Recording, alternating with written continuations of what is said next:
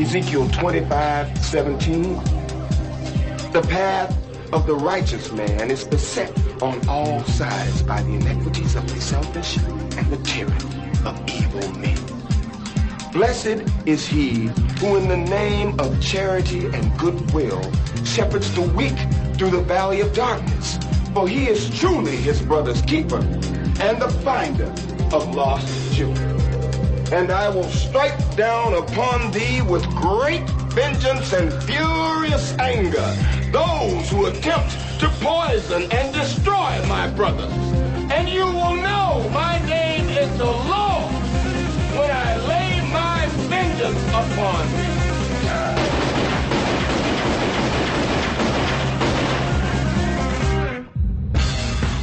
Only a Carpathian would come back to life now and choose New York. Tasty pick. Bonehead. We were every bit the first. We live, we breathe, we sweat, we paid the price to be the best. Never been about the boys in the office. The boys that have gone out there night in, night out, doing everything they could to be the very best at what they chose to do in their life. Those boys are here tonight. Well, I must have been away too long because my feelings are dead. I feel no remorse. I only am who I am because I was born that way. I have a gift, and I am trying to not be selfish about it, but to use it. My job consists of basically masking my contempt for the assholes in charge. And at least once a day, retiring to the men's room so I can jerk off while I fantasize about a life that doesn't so closely resemble hell. It's my house, and if you don't like it, get the fuck out. Grab a dog, I choke him, and I kick the shit out of him. And I all day long, I put up a dog's ass. Just bang, bang, bang up his ass. That's my pleasure. Go back to bed, America. Your government has figured out how it all transpired. Go back to bed, America. Your government is in control again. Here you go, America. You are free to do as we tell you. You are free to do as we tell you. You are free to do as we tell you. Sometimes shit happens. Someone has to deal with it. And who are you going to call? Oh, you guys like to tell jokes, giggle, and kid around, huh? Giggling like a bunch of young boys in the school. Well, let me tell the joke. And boom goes the dynamite.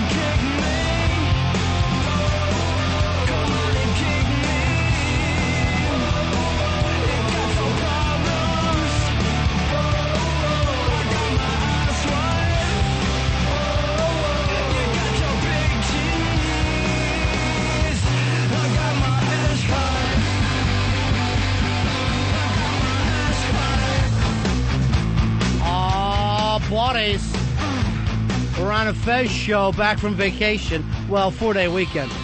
Not really a vacation. And, I looked around today, and it is finally a president's birthday. Today should be the day that we have off. It's George Berthington's wash day. And you got to get out there for the guy. Well, happy birthday. The original George W. Yeah, nobody ever brings that up anymore. All right, Ron and Fez show. I'm Ron, there's Fez. Hiya, buddies. All music today, Black Girl. Right back at you, baby. Coming in with Weezer. Fez, personally, I only listen to Pinkerton because, you know why? Too hip for everybody else. I only listen to the album that really didn't get him over. Interesting. I like that green one. See, yeah. When I see other people listening, I just throw my CD away. And I go, this is too damn popular. I need it just like me and the artist, and no one else knows about it. Pinkerton is a great album. It's a wonderful album, but nobody bought it. Well, yeah, but now everybody acts like it's their favorite. So if you're going to go by it, it went triple platinum for any party you went to. I don't like a song until it's like in some sort of commercial. Yeah. It takes me that long to jump on a bandwagon. Well, normally you hear it first as a ringtone, and you're like, what is this? I love this song. What's happening there? This is good. Yeah. That hey-ya. Yeah.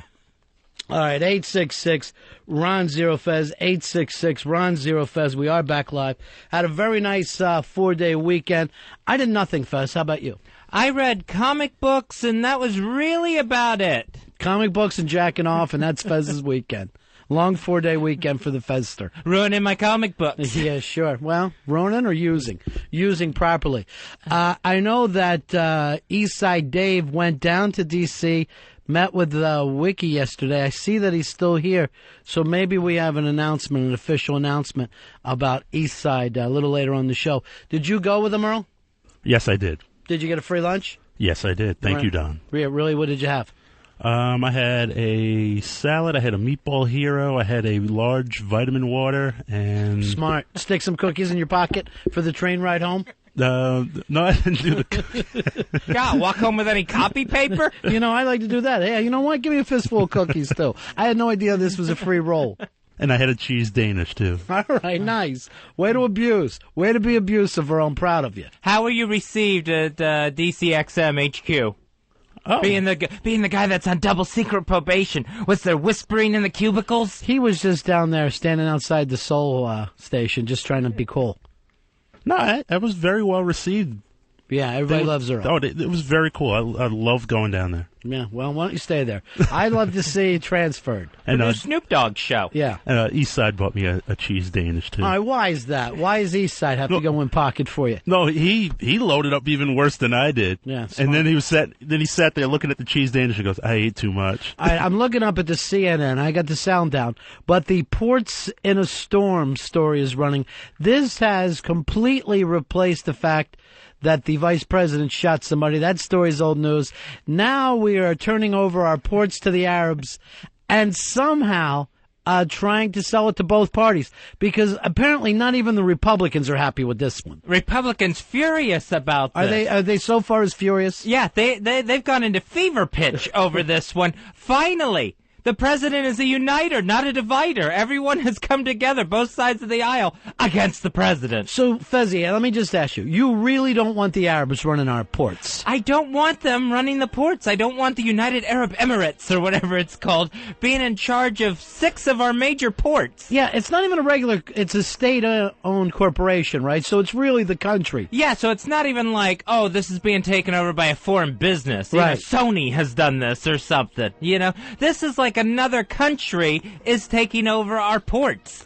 I like the idea, and I'll tell you why. Why? Trust. It shows that we trust. I don't trust the Arabs now. It shows that 9/11 was no big deal to us. You know what? Go into the fucking ports. We don't care.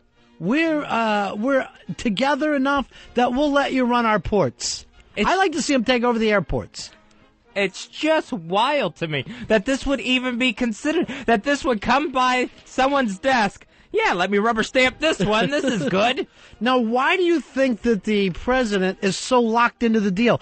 Out of all the things that happen, you know what I mean? Like, big transactions go on all the time. It doesn't matter to him. He's not going to step in to see.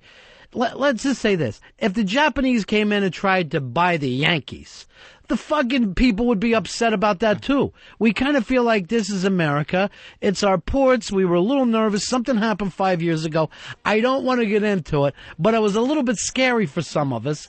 And now to know that that the ports are not being run by Americans, it's a little spooky to people. I think with the president, it's a situation of I've taken all I can stands no more. So he's pissed at everybody, right? Yeah, he's furious. He didn't get that little old lady that he wanted on the Supreme Court. I think she was Hazel on TV. I'm not sure. Harriet Myers. So are you saying that he didn't get what he wanted, so he goes, fuck it, I'll give the ports to the Arabs. All right, if I can't pick who I want, I'll just hand over everything to the Arabs. Yeah, Social Security didn't get through his reform there, and I think now he's like, oh my God, I have to be able to do something. I'm a second-term president. Right. I have to be allowed to do something I want to do. So he's really going to stand firm on this, and this may be his first ever veto if they try to pass legislation to stop the Arabs from taking over our seaports. It will be interesting to see what happens with the normal spin doctors, like where's the Hannity, the Bill O'Reillys, the Rush Limbaughs, because somewhere along the line you're going to have to choose between a lot of these Republican leaders and the president. And normally, let's face it, they walk fairly lockstep. You were right that they did break away from him when he wanted to put his secretary into the Supreme Court. Jane Hathaway. Some girl that he used to date in high school, somebody he owed money to. So they broke with him there, but what's going to happen this time? This time, this time it really seems like they're as firm as he is. Yeah. Any legislator, any congressman or senator that's against this thing. Yeah. Here's Jeff. Jeff, you're on Ron and Fez. How you doing, buddy? Hey, Jeff. Yeah, hi. The port ownership's not really going to change. The government just leases that to a company. Right. And, I mean, it'd just be the P&O Cranes, like the company that loads the freight on the ships. They just changed the name on the cranes. It's the government owns the ports. That would change. So nothing. I mean, it's really much ado about nothing. Right. Why are the congressmen and senators so freaked out about it then? I guess there's a couple people that worried about it. You spin it right, it's good for your PR. Yeah, but they're spinning it against their own president. It's not the type of situation that you normally see the Republicans spinning things back against their own president. Yeah, but I mean, it's like when you first listen to it, it sounds bad, but you look at it. Yeah, it sounds. It's not. Yeah. I mean, like Chuck Schumer came out and said, no foreign ownership. There's actually no domestic company that does any of that. But it's not profitable. See, that's an interesting thing that maybe we look into running our own shit in this country. Not being so much like Rome, and we start to run our own gimmicks over here. That would be a nice amount of jobs for some people. Richie, you're on Ron and Fez. Hey, buddy. Yeah. Clinton sold or allowed the sale of the Long Beach ports, the biggest ones on the West Coast there, to the Chinese. So, I mean, this isn't something new. There's no U.S. companies that own any of it. I think it's more of a post-9/11 knee-jerk, where, you know what I mean? You hear the word ports and Arabs, and it sounds a little spooky. Yeah, it's a couple of things that make this a little different, where this company, Dubai Ports, is actually owned by the country, the United Arab Emirates. Yeah. So it's not like a private company, it's a country-run company. What are the Emirates? What does that even mean? I have no idea. I think Emirates is like an Arab thing for, like, states or something. Oh, really? The United Arab States. Then I like to start and call ourselves the United Immigrants. I don't have a problem with it. And this is also a country that had a hand in 9/11. Well, not the country. I mean, the country was used to funnel money to terrorists. Oh, see, I didn't know that. Yeah, so, I mean, there's like a direct tie with this country and 9/11. Dan, you're on Ron and Fez. Look, right now they are our biggest allies in the war on terror. We have bases there that they allow us to have, so we can't really do anything about it. If we do, we'll be spitting in their face. So that's why the president's so locked into it. Yeah, because without their help, we're going to lose a base over there, and the CIA base is also stationed in that country. So we got to give a little, get a little. That's it. All right. See you later. Yeah, I was wondering why the president was so focused, so locked in, like, hey, don't even fuck with me on this one. Do not start, because he just came out blazing. Yeah, he's like, he came storming off the plane to talk to people. Well, he called the reporters up front, and he never does that. Never. That man tries to avoid press conferences like the plague. Yeah. And he's calling him over this one. Here's David. David, you're on Ron and Fez. David, how you doing? Yeah, hey. Yeah. Yeah, this is David the trucker. Hey, man, I don't care if that company is going to just run janitorial services, man. We cannot let an Arab country over in the area of the world where, you know, all of the terrorism and stuff comes from run our ports, man. That's like putting the wolf in charge of security for the chickens. You know, that does seem to be like the obvious thing, and I think that's why everybody, I mean, this is never even scientific, but AOL puts up a thing when you read the story, you can click on it, and it's like 95% going, no, bad idea. Again, it's probably knee-jerk. I don't know everything that goes into it. I'm kind of shocked that the president was surprised that this blew up on him from his own people. That you're seeing, I'm trying to think of some of the big names out of the Republican Party. Friss came out against it right away. The Pataki, who's always right there for the president, came out for it right away. He woke up from under anesthetic from his second surgery. Just to sit up like the Undertaker. Don't sell my ports! And then what the fuck? Here's Tommy. Tommy, you're on Ron and Fez. Hey, man, how you doing? I think that boys, this is just like watching Ron Santos in a kick-your-ass contest, man. It makes no sense, man. We should just put the Black Rock Coalition in charge of the ports. I would not mind seeing the Black Rock Coalition there. Earl, are you established enough to do it? Are you ready? We got the manpower. We got the arms. We can protect our ports and protect the nation, baby. Gene, you're on Ron and Fez. Good show, guys. Guys. He's almost yelling for his dog pound. He's turning into that guy right now from American Idol, Jackson. Hey, how you doing, Gene? Good. Love the show, guys. Yeah. Hey, it's like comparing doing this. It's like having a reformed child molester babysit your kids. Hello. All right, that happened to Fez when he was younger. Was that a good thing or a bad thing, Fez? It is bad. Really? Because they're repeat offenders. Oh, I see. It's not a one-time deal. Yeah. It's not like OJ. Oh, will he kill again? Probably not. Yeah. The pedophile, yeah. But you're saying once you get the taste for child ass, you can't stop. Oh, it's a sweet taste. Yeah, I guess so. Yeah. I guess that's the way it Drips goes. down your throat like honey. All right. That just fucking grossed me out. We're trying to do a show here. 866-RON-0-FEZ, 866-RON-0-FEZ. So I haven't even paid attention, Fez, since we were off. I didn't really follow this thing. I just caught enough of the furor, and just seeing that the Republicans were yelling had me laughing. Yeah, the amazing thing was how angry some of these people, some of these congressmen were. Yeah. That this is insane. And what really hurts about this is we waited all those years, the 9/11 Commission finally came out with their report, and it's like, our weakest area is our ports. Right. Yeah, they brought that up before. So it's like, all right, what can we give the Arabs? Our ports. Yeah. It's crazy. Hey, infectious member, you're on Ron and Fez. But hey, buddy. Hey, I consider myself to be a Republican. I mean, pretty diehard. But even for the last 7 years with the whole Bush thing, it's been driving me nuts.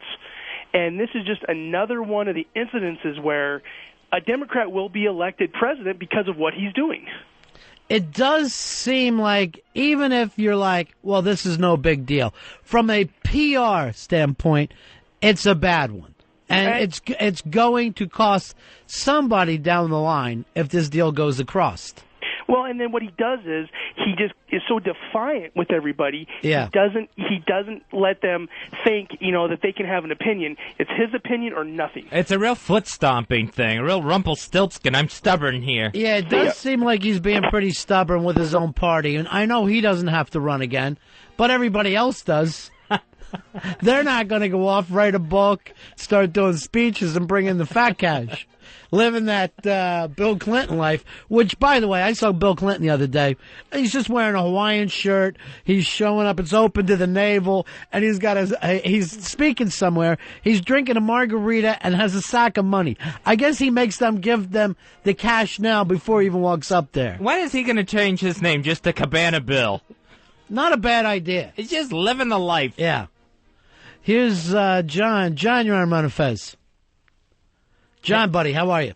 Hey, how are you guys doing? Yeah. Listen, you guys are forgetting not everybody is against this. Yeah. He's got the white Jesse Jackson, Jimmy Carter, says this is okay. He's all in favor of it. You know, Jimmy Carter should be kind of a red flag if you're really trying to be a president and keeping the country on your side. I still want that Panama Canal back. Yeah. Everybody loves him. Now, if Jesse Jackson sides with him, too, then what's everybody going to do? Everybody's going to stand behind it and love it. Well, I mean, do you love it? Is this a happy thing for you?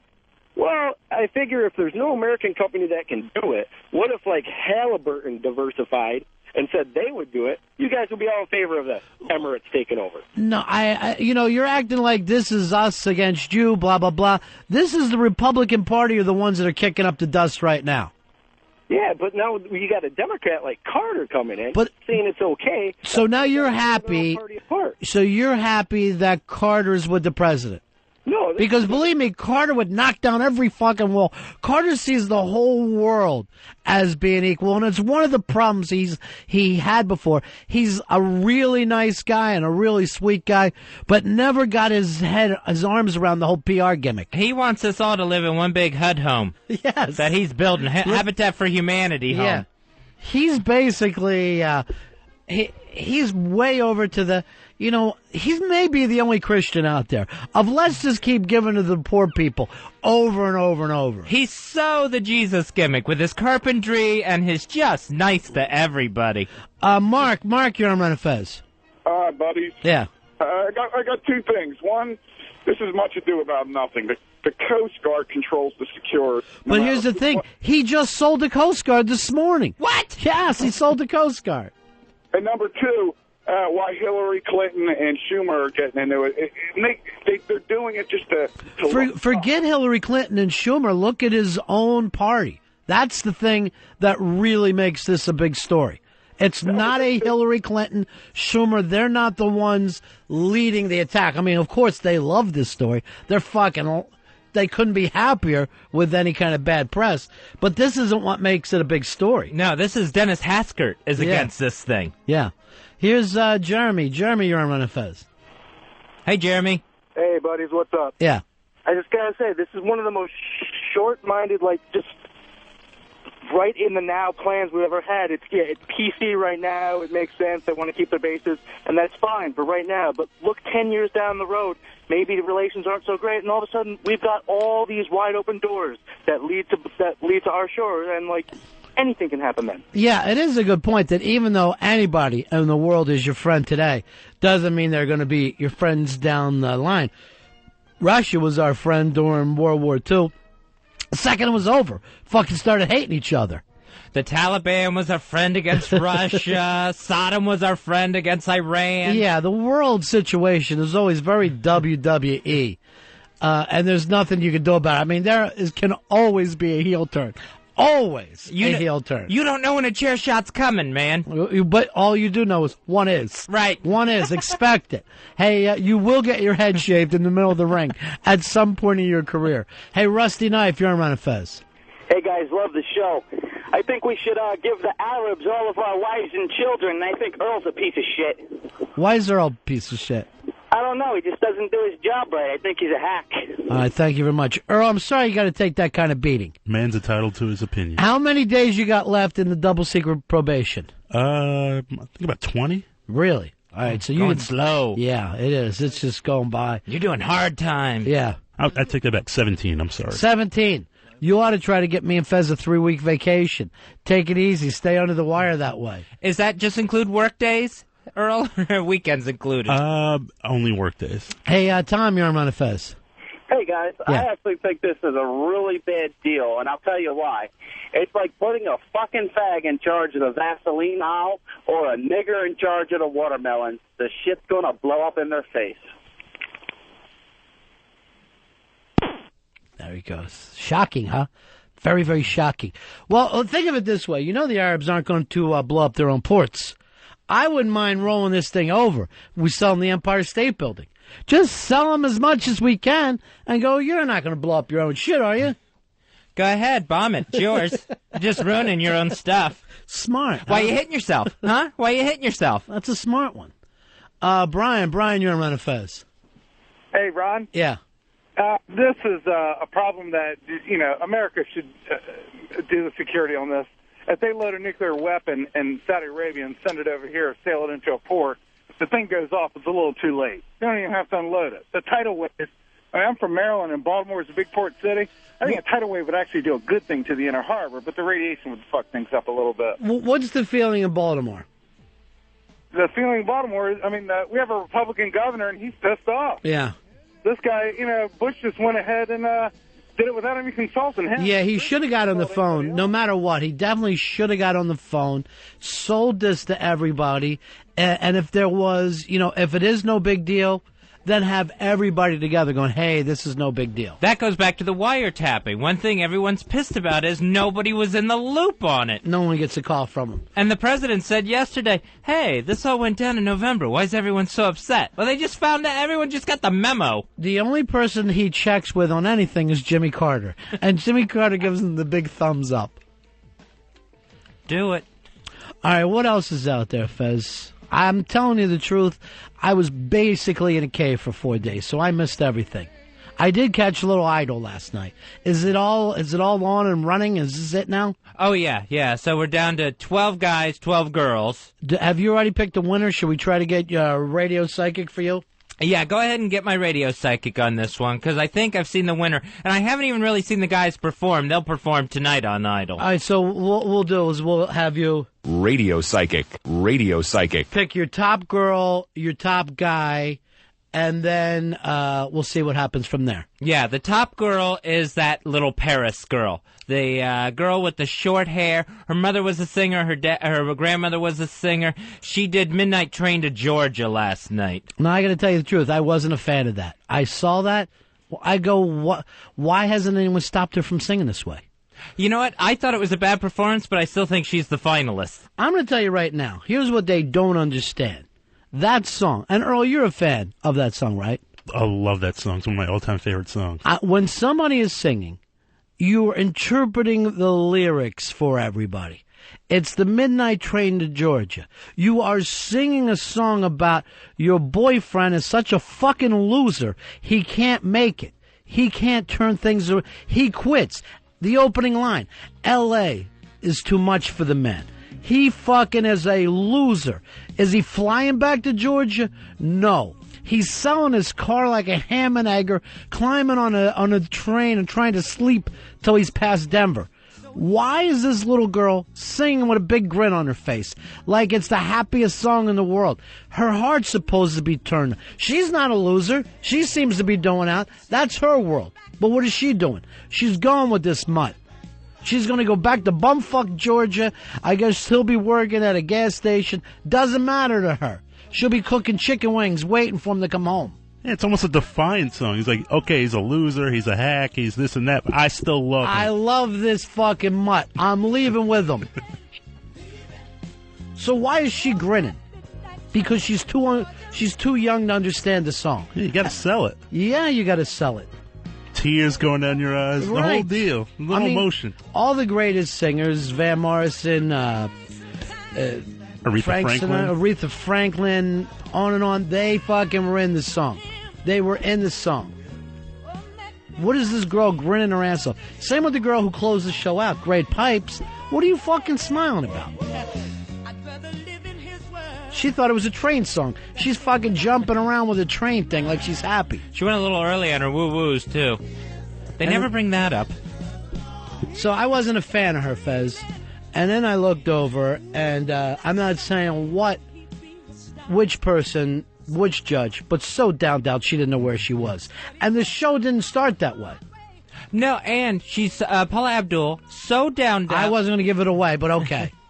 You see Simon just laughing at her. If you keep your eye on Simon, when there's a 3-shot, when she's talking, he's got his hand over his mouth giggling like you would when your crazy aunt is high or drunk and you don't want to bring it up in front of everybody. Well, I'm sure it kicked in during the show. It's a 2-hour show. So maybe she's used to doing an hour. Maybe she's worried about being on TV. She just wanted to take the edge off.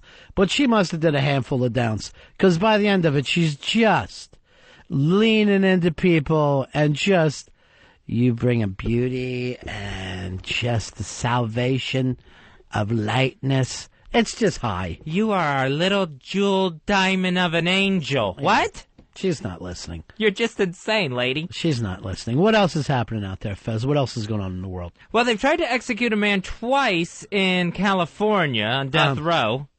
And again, it got stopped this time because the anesthesiologists that are supposed to put the guy out for his lethal injection, right, at the last minute, they refused to do it for ethical concerns. Now, did they know that going in, or were they shocked? They get a call, they go over, they think they're going to heal somebody. Instead, they're going to help kill someone. I think this was premeditated. I'm sure they knew what they were going in for. They agreed to do it. Then at the last minute, they decided to stop and not do it when it was too late for California to have anyone else lined up. Right. So, but if you take that oath, what's the oath, Fez? The Hippocratic Oath? Yeah. If you take that oath and say, I'm a healer, I'm here to heal people, then you find somebody who is in totally good shape, but you help kill them, maybe it is going against an oath. But I know there's other people that'll do it. Yeah. You're not shocked that you got this gig. Well, California, they've changed the rule on their lethal injection, where it has to be like a doctor it's 3 shots with the lethal injection, the one where you sedate the prisoner, and then you give the 2 lethal blasts. Right. Well, the sedation shots now have to be done by medical personnel, by doctors. Right, instead of just a regular guy. Instead of just like the prison guy, the prison nurse or whatever. And that's never happened that way before. Never happened that way in any other state. Uh-huh. So now they can't find doctors to do this. Right, because if you're a doctor, you didn't set yourself up to be an executioner. It's a whole different gimmick. So, again, this guy gets another stay of execution when he's supposed to be on the gurney. Talk about cruel and unusual. I think this is twice he's been strapped in, only to go back to his cell for another last meal. Oh, you think he's complaining about it? I'm sure he's pretty happy. I'd be going to get those guys. I'm sure they can do it this time. They said the 2 ways you can do it in California now is you can do it the regular way, 3 shots, and the sedation done by medical personnel. Right. Or if that can't be done, the second option is to just give the prisoner so much sedation that kills them without doing the other 2 lethal shots.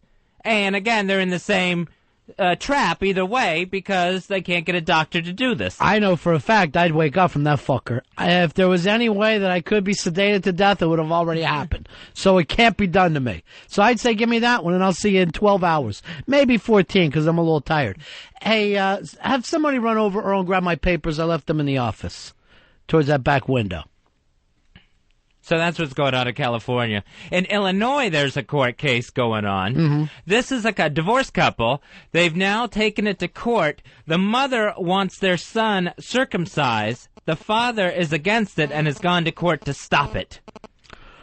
So this must be, that's not the kind of papers I'm looking for. Thank you. I'm not going to sit here and read the New York Post. Why didn't they know this going into it? Well, here's the weird thing. The kid's 8 years old now. And the mother says that 2 pediatricians, 2 doctors have recommended that she get her son circumcised. Because he's a dirty dick. That's the problem. He's not keeping it clean. Oh, he's a filthy, filthy boy. Yeah. You got to do a lot of extra work if you haven't been circumcised. You got to do a lot more cleaning than the average 8-year-old out there.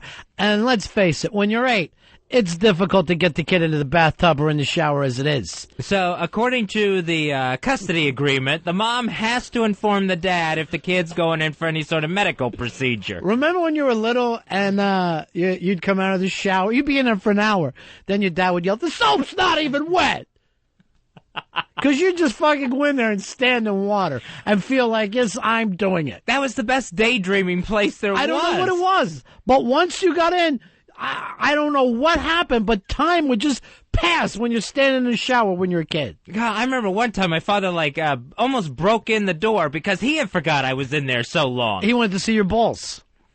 Well, I hope You've not. had a lot of problems that way. You've had a lot of problems. It happens. I'm sure it happens to every kid. Nope. Really? Just you. Oh, that was the one thing making me feel better. But personally, I thought you asked for it. So, now, Fez, I know you have no children of your own. Right. But what would you do, circumcise or not? I would normally, here's my thing, I would normally circumcise. If the baby, you got the newborn baby in the hospital, yeah, circumcise them. Do it. 8 years old, I think now you're looking at trauma for this kid of getting his little piece cut. What would you say do? no. What would you do, Earl? I wouldn't do it at all. It's too late. No matter, let's suppose, going beyond just baby, because I'm going to tell you the truth, you don't have kids either.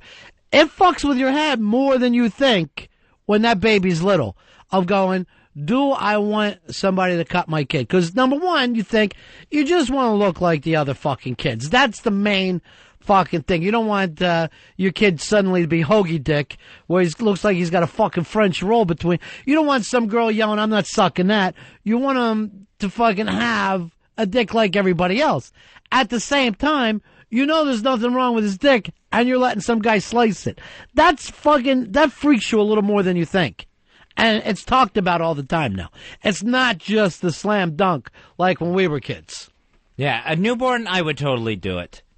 Again, it's because it hasn't come up to you. When you're holding that kid and you're saying tomorrow you're going to get your dick sliced, you would be surprised, Fezzy, how much you don't want anything sharp near your baby.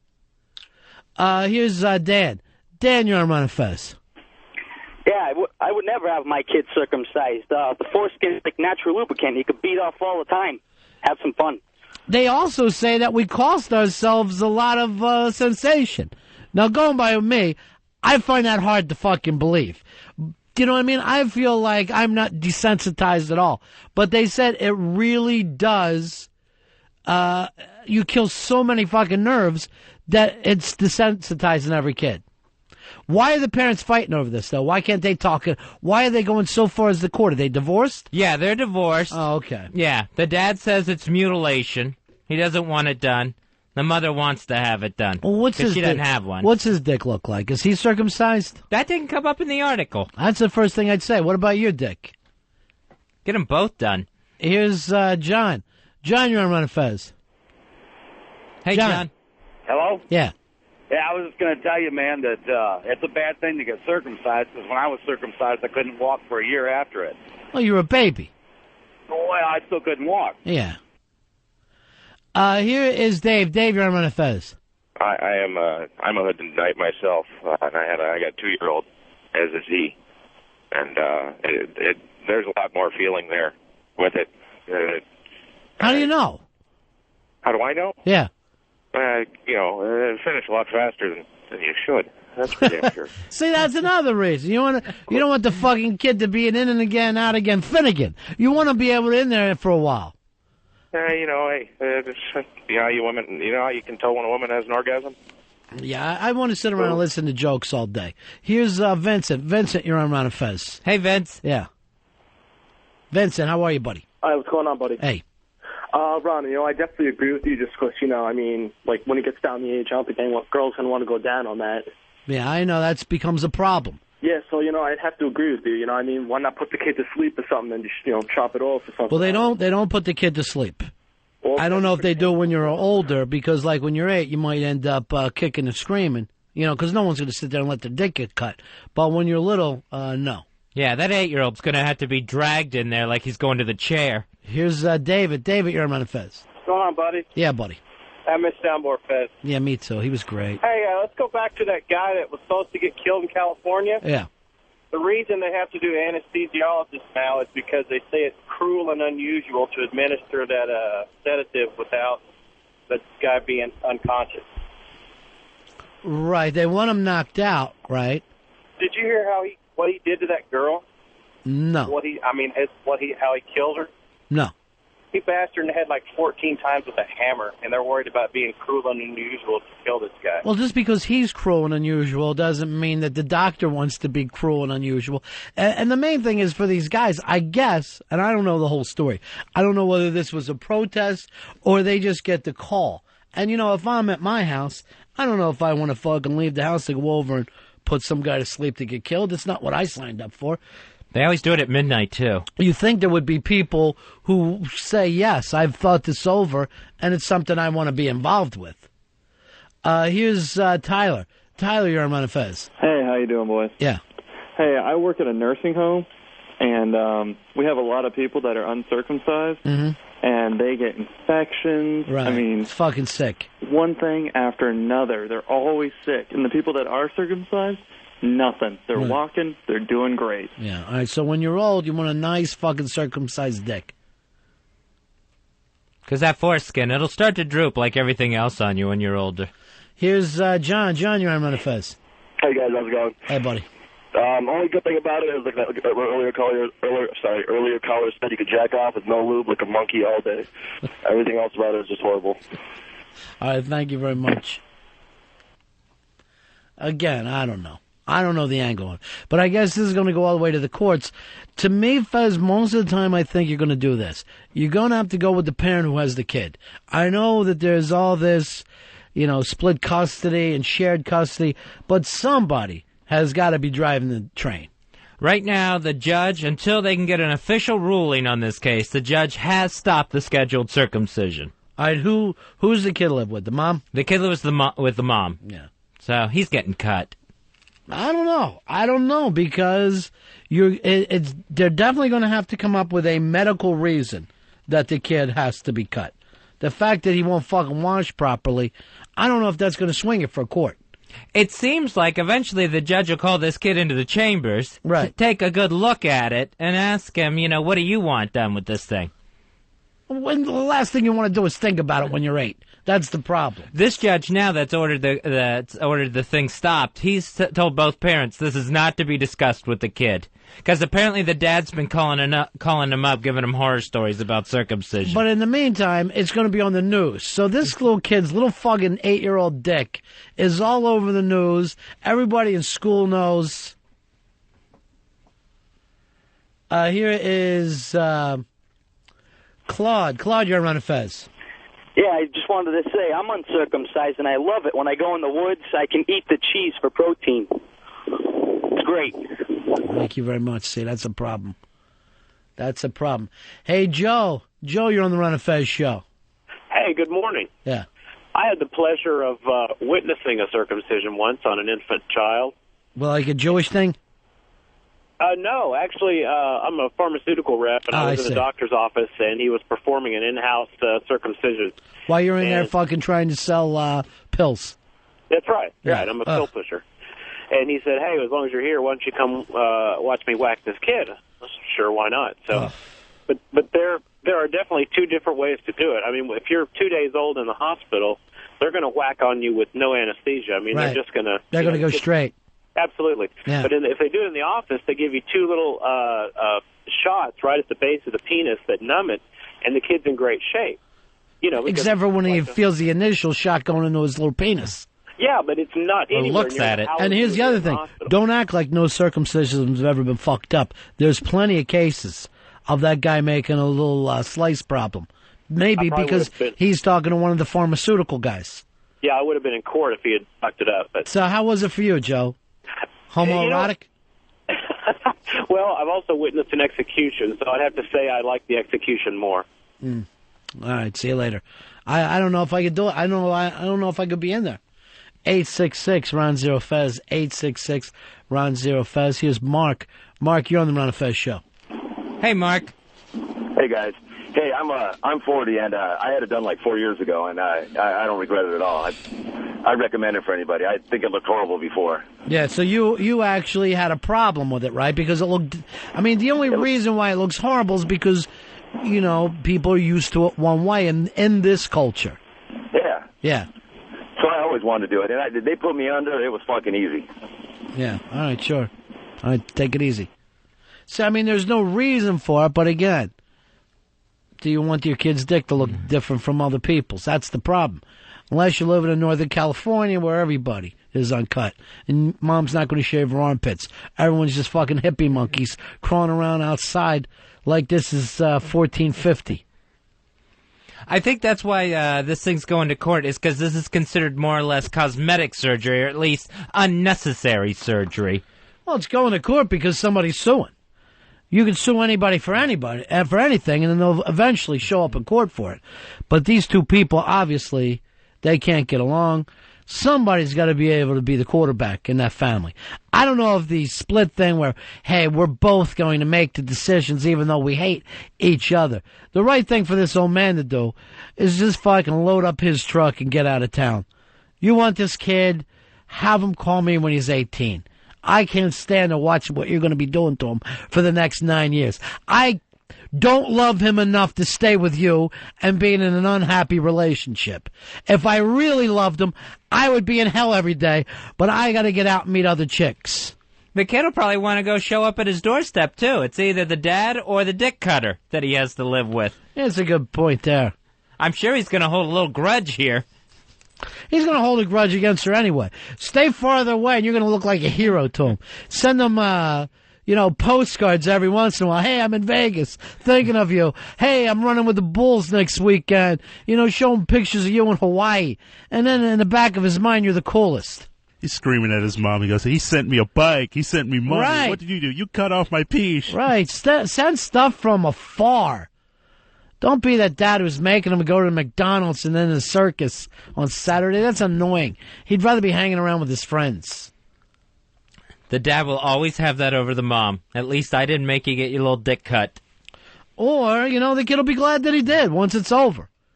Then he's finally saying now he can fucking take a shower with the other kids at gym class.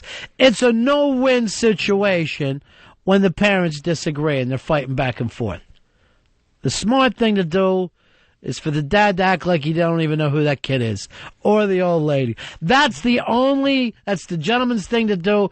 It's what I call the Billy Staples solution. You get out of there. Show up at the wedding, sit in the back. And then everyone's happy. Yeah. Up until wedding day.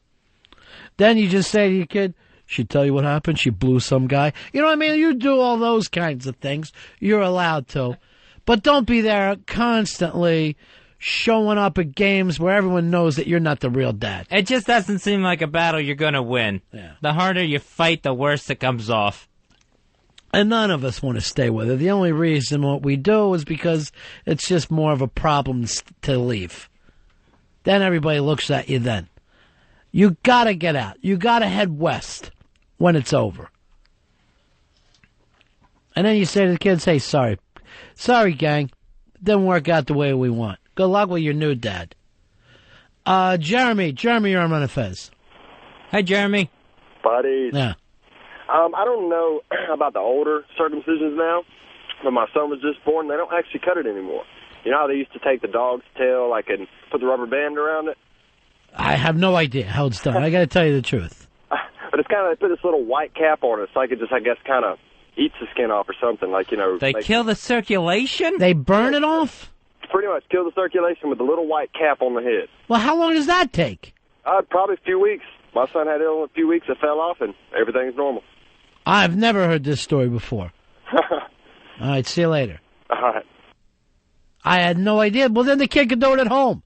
Just give him a rubber band and let him work at his own progress. Tell the old man to come back.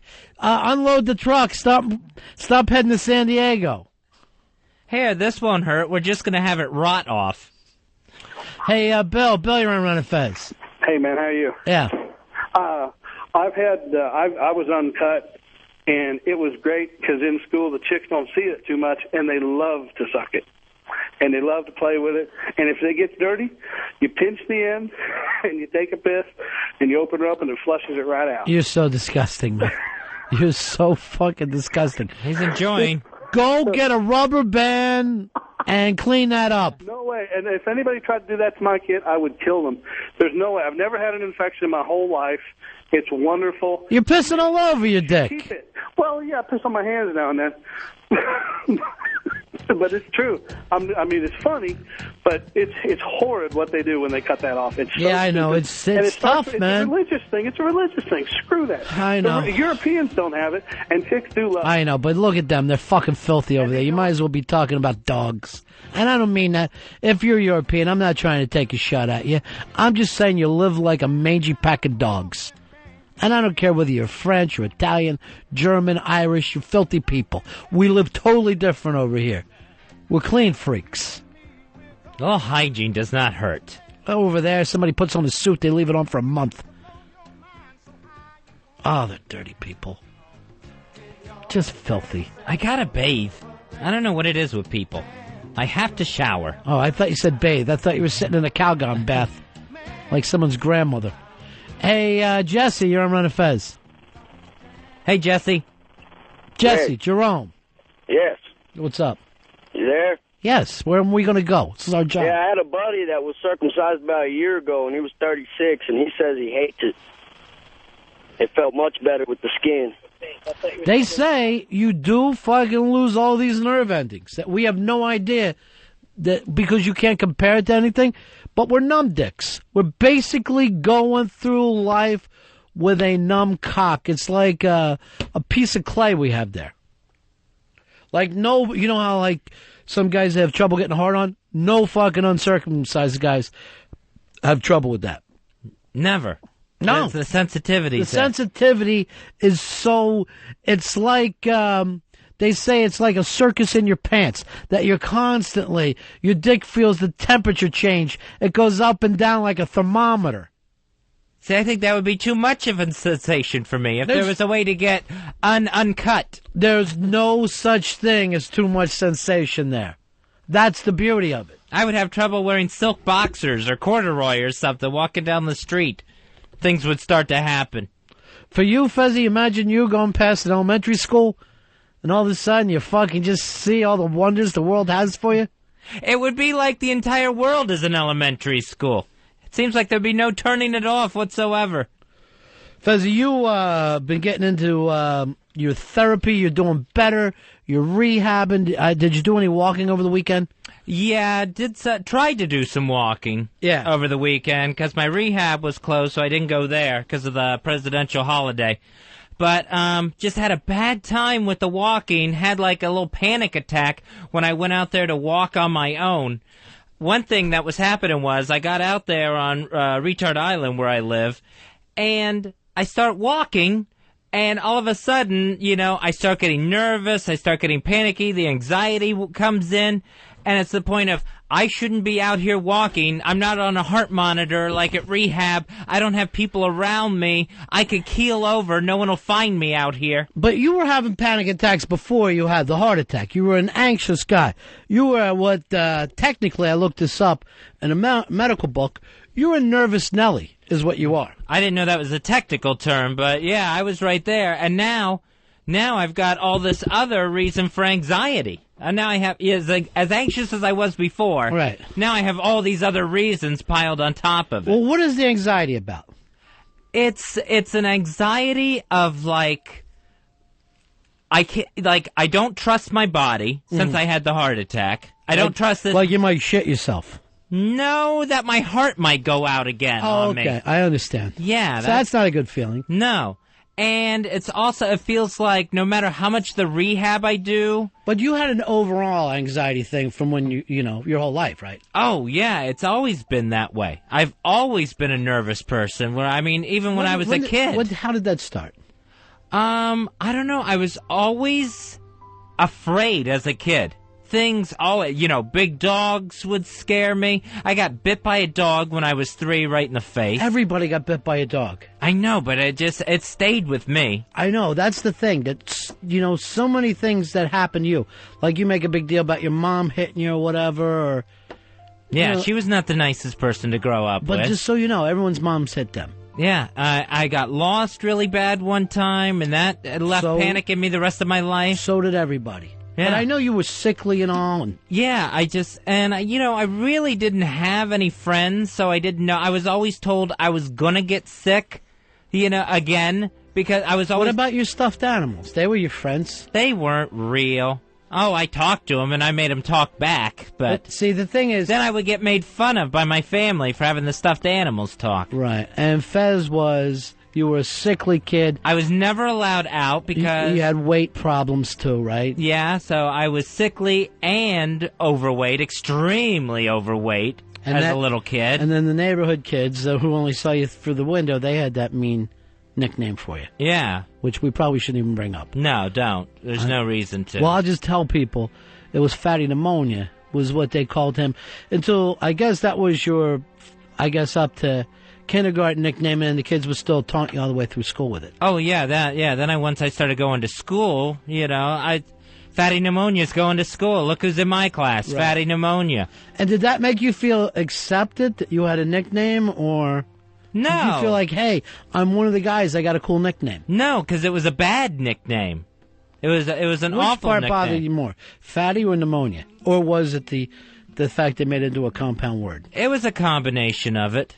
It was the fact that, they were taking my two weakest things about me, my health and my weight, and into a combined nickname, into a combo name. Well, here's what you got to do now. Forget about it. That happened when you were little.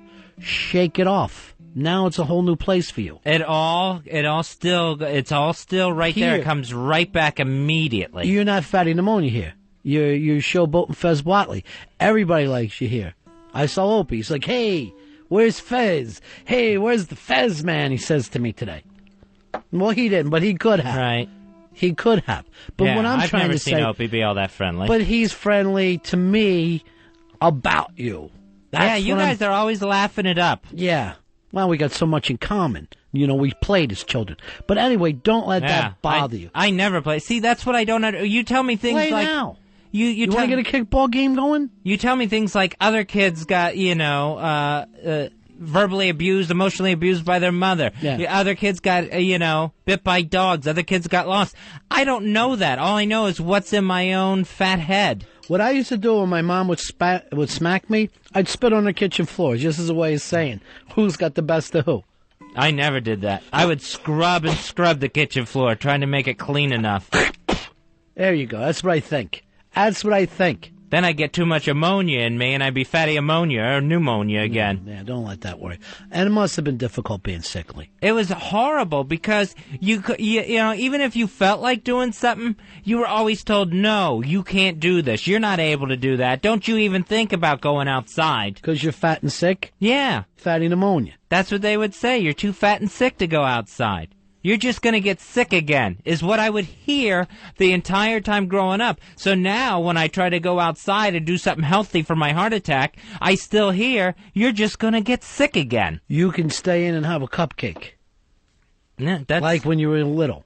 Yeah, I would get that. And then they even said you made love to a cupcake. I know that. See, that's just kids being mean, because they don't know. All they know is the fat kid behind the picture window. Like they say, kids are so perceptive. Cruel. They say kids are cruel. And witty, though. I mean, even the nickname for small children to come up with that. But I want you to look around here. You got me. You got Earl. East Side. You got Opie and Anthony and Jimmy. All the guys. Steve C. Right. Ben loves you. Ben's crazy about you. Well, I like Ben, too. We're all your buddies here. Yeah. We're your pals. It's hard to let go. Let go of it. Put it out of your mind. Here's a little song that'll maybe pick up your spirits. Fatty pneumonia. Fatty was sitting in his room because his mama never let him out. Fatty fucked another cupcake, then he stuck it in his mouth. Fatty pneumonia broke the toilet seat when he was 10 years old. His big ass is difficult to wipe, so he needs to stick with a rag. He jerks off with pictures of chili dog while he's sucking down Big Macs. He found a slice of pepperoni stuck between his big fat tits. And Fatty keeps on looking out the window. He's watching all the skinny children play. He has a pet turducken that he calls his only friend, and I don't know why. 'Cause Fatty, I know you're gonna catch pneumonia. And after all, he's a butterball.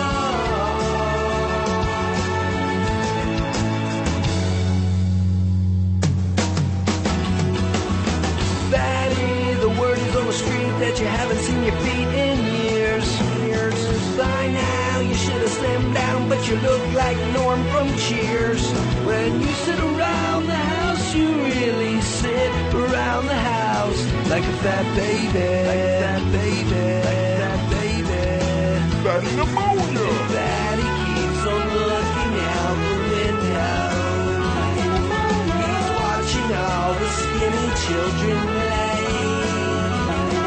He has a pet turducken that he calls his only friend, and I don't know why.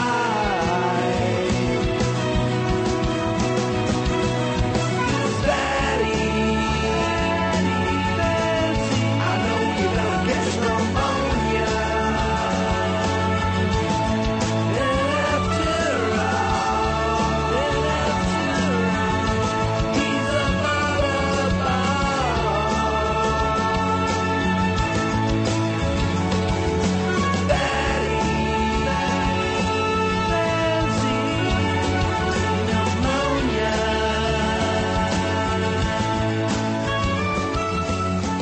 That is just awful.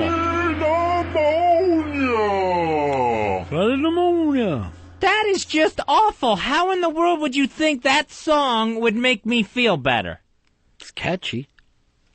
No, it's cruel. It's downright mean. It hits on everything that pushes my anxiety buttons. But isn't it catchy? That part you can't fight with. The original is catchy. The Oasis song is catchy, yes. I don't even think you can even remember the old Oasis thing.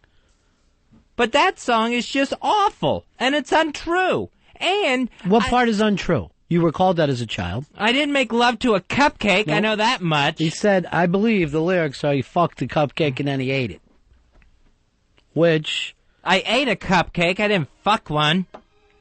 No, we don't have DNA testing in those days. It's the 30s. Anyway, Fez, I mean... it just brought back so many nasty things, especially, I don't even know how he knew the fart noises in there that kids used to make at me. Well, it wasn't hard to go for that, I'm sure. Kids are, like you said, they're perceptive. They're mean and they're cruel little bastards is what they are. But they're creative with it. That's just an awful song, and it doesn't make me feel one bit better that it got played. It's online right now, the Cosmic Circus. I wish it would be taken down. CosmicCircus.com. I think it's just a horrible song.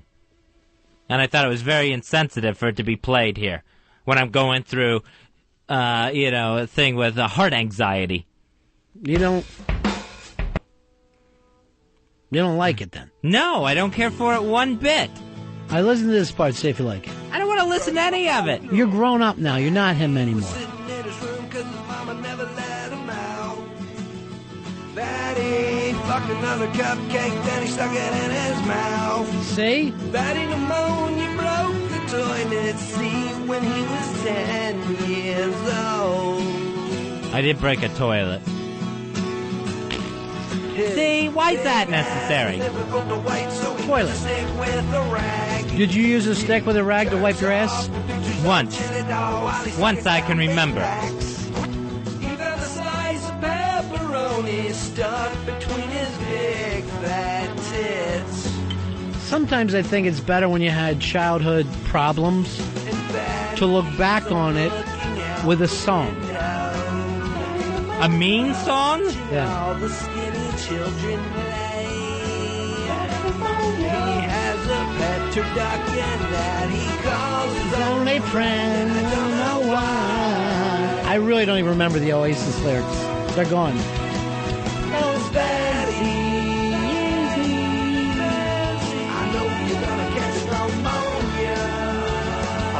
Hey, you're on Ron and Fez. Honest to God, I can't believe Fez, you don't have much pool around there. What's the problem then? You don't have much pool. No, I guess not.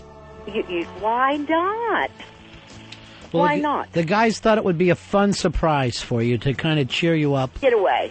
When you're going through these problems. Do they do those kind of things? Yes. Does it make you laugh? Not me. Does it make you laugh? Little. So why don't you do something? What should he do? Do whatever he needs to do to make him not do it. Earl's playing it from the other room. It's not like there's a CD in here I could throw across the place. You know what? They pick on you something fierce, don't they, honey? Yes. You know, just like when I was a kid. I used to not like you, but I like you. I'm starting to like you now. I'm feeling sorry for you a little bit. There you go, Fezzy. This is working out. People are getting on your side. That's right. This guy's helping you through your sort of like menopause phase there. See, I don't think that's a friend, saying I'm menopausal. Wait, What do you mean? Everybody's menopausal. What the fuck's the matter with you? Fez, why don't you be friends with a crazy old lady? Yeah, really. I got enough in my rehab class.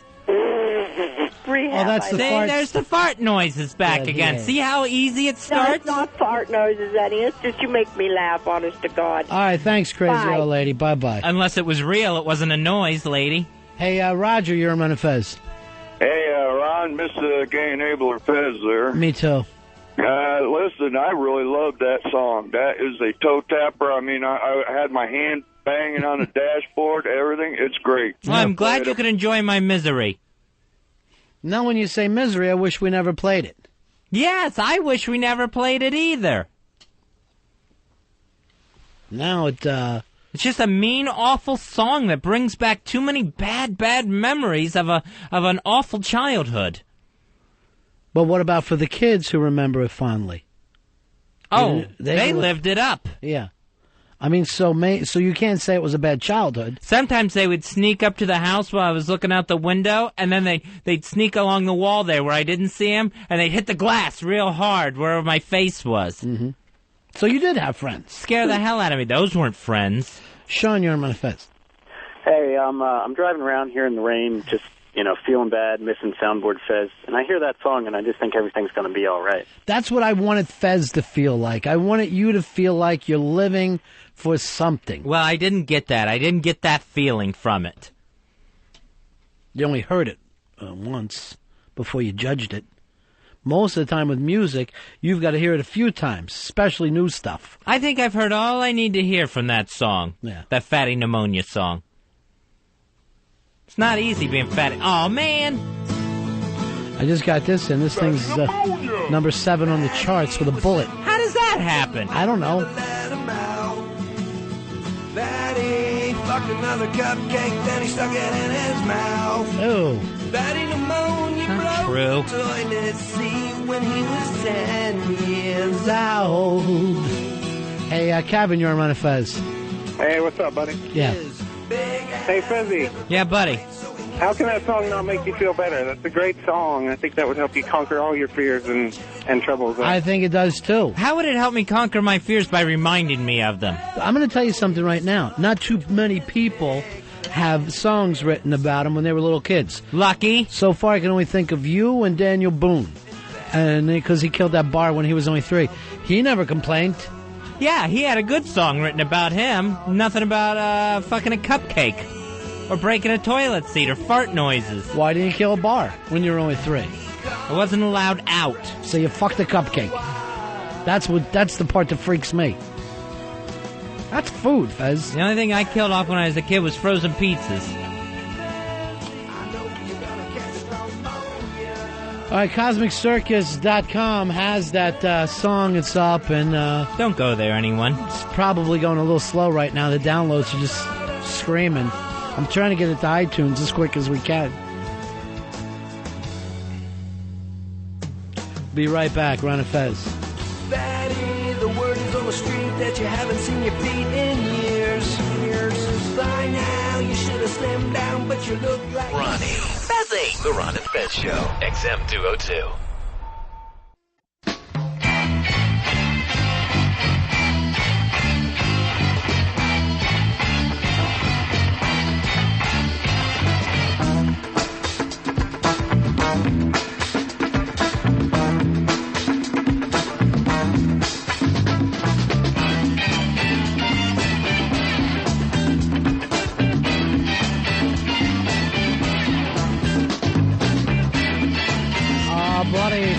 Fez Show. Sounds like we're little super spies here. What's this song, girl? This is Scorpio by Dennis Coffey, featuring the Funk Brothers. From what year? 71. You wouldn't think that you'd have any place you could sell this song.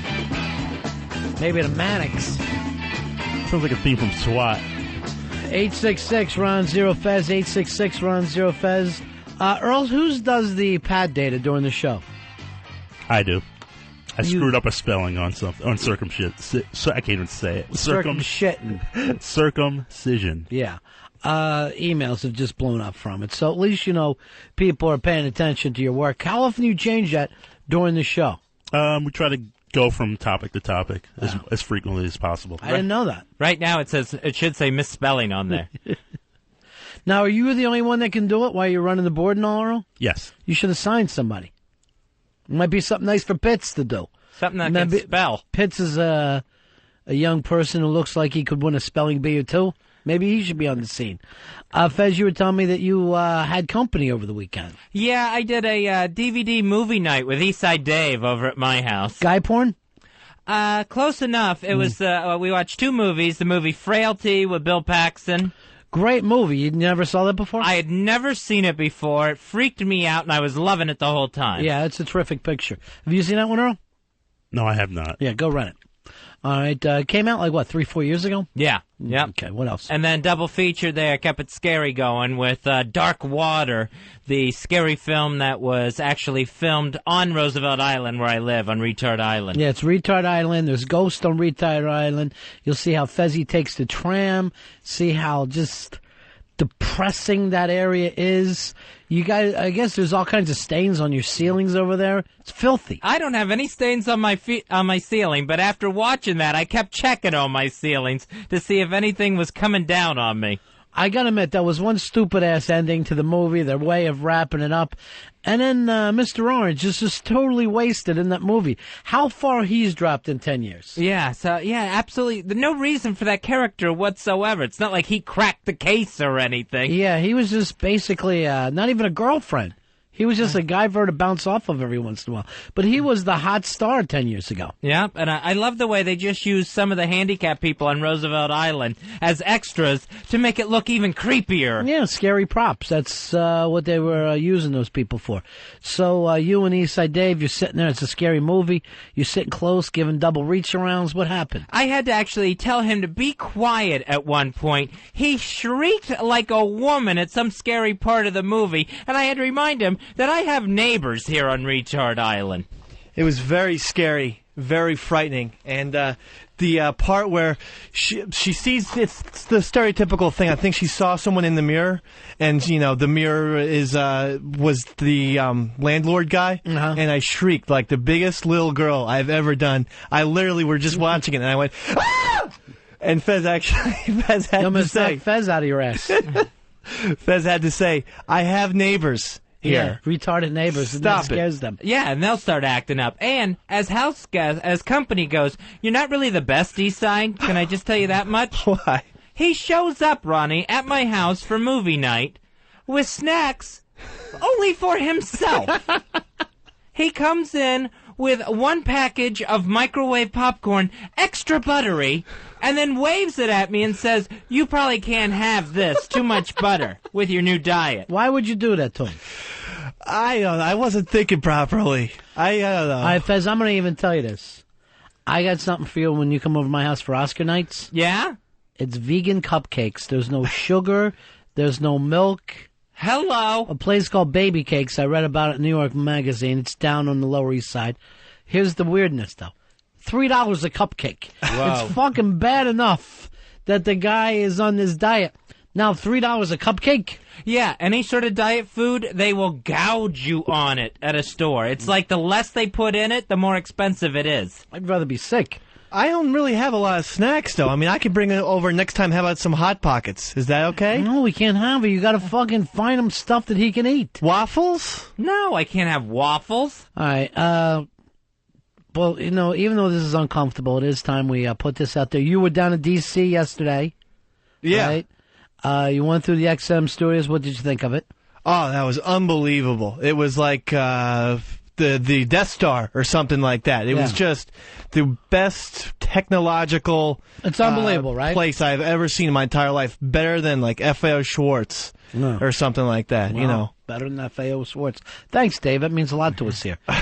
And you talk with Wiki, you talk with Kevin Straley, you talk with Jinx. Yeah, was a guy who showed us about the computer system. Oh, so everybody signed off. Elo signed off, and right now, Fezzy, because we can't find our other producer, Eastside Dave has joined the team. Wow, you're officially here, my friend. This is very much like when Ronnie Wood joined the Rolling Stones. It was, it's an odd feeling, but he brings a certain energy to the band. Wait, does this mean you guys signed off? I didn't sign off. Fezzy, I signed off. You Yes. love the kid, huh? Yeah. We had a great time on Saturday. Elo called me while we were on the break, and I said, yeah, do it. Here's where I am. I'm arm's length with you. Okay. And it doesn't mean that you're my enemy. Right. But you've got to stay arm's length. Okay. And then he's so excited, he's telling me while he's pounding his girlfriend over the weekend, he's making her hold an XM keychain. That's his idea. And I go, now here's the weird thing for you, Fez. I go to him, why don't you make her wear a Ron and Fez shirt backwards, and then when you're doing a doggy style, you can sit there and think about your new job. The very next day, Mike the teacher sends me a picture of his chick doing the same exact thing. All right, that's weird. That's I Heart Huckabee's time. That's oddness. That's very strange. He's obviously using that science knowledge that he has to tap my internet, because there's no way in a million years that anyone would think of that on their own. But I did do that. West Side wore a Ron Fez shirt. Backwards? Not backwards, because she was doing it while she was giving me oral, which was great. Yeah, why don't she put it up on her head? You want to have it so you can read it at all times. All right. So you're excited about this new gig? That's all I want you thinking. Ron and Fez show. 24/7. Put your arm out. Like you're giving me a pound. That's how far away. Arm's length. Arm's length, I want you to stay from me. I thought we were going to give Nux right there, and you just kind of threw me just away. Arm's length, and I mean that in the nicest way. So he's your guy, huh? Yeah, that's Earl, my guy right there. That makes you my guy. Uh-oh. It's an honor, Ronnie. All right, now... Nice delay there. I know. He had to think. Do you not want me? Do you both want to be friends? I don't have to think at all. Yeah. Thank God I got the good one. Thank God I didn't get Mr. Son of a Bitch over there. All right, so you going to take that, Earl? You should be swinging at him right now. No, Ronnie and I, we think alike on movies, on art, on you could civil say rights. Civil rights. So, sure. It is an honor to be your right-hand man. All right. I love it. Fez, we'll be having them compete from time to time. Now, we did get this email.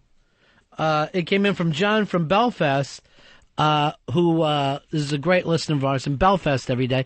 Said it would mean a lot if Eastside would kind of do a stunt that would make the listeners like him. All right. Bring it on. He brought up a hot dog eating contest. I hate to see people eat too much. It grosses me out. But we ought to come up with something for you to prove yourself. Maybe this week you'll tell us what you'll do next week to prove yourself to people that you're a serious young man. Okay. I'll think of something, It doesn't have to be food, you're saying. It can be anything. Yeah. Something to show that you are 110% dedicated to the Ron and Fez show on XM Satellite Radio. Hey, George, you're on Ron and Fez. Yeah, 60431. That's old school. Hoo-ah! Okay, is this gentleman going to go the way of the old school Joe Poo? I eat my own poo. I think that was really good. I always did that voice. I honestly think this. I think he's the new Rory. The fact that he's at your house, hanging out with you, you and him went to watching football games together. I think this is the buddy producer that you have been missing since Rory. So you are well on your way. I would agree with that. Yeah. Red hair? Yeah. And Earl... Got about 6 inches on We're going to do a thing where I sing Me and My Shadow. You're going to stand behind me like Bojangles Robinson, and that's what we're going to do. Should I carry some salt around and spread on the floor and just do the little...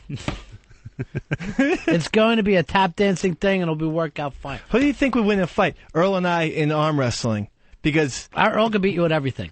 And I'll tell you why. Yeah. Earl, Black? Yeah.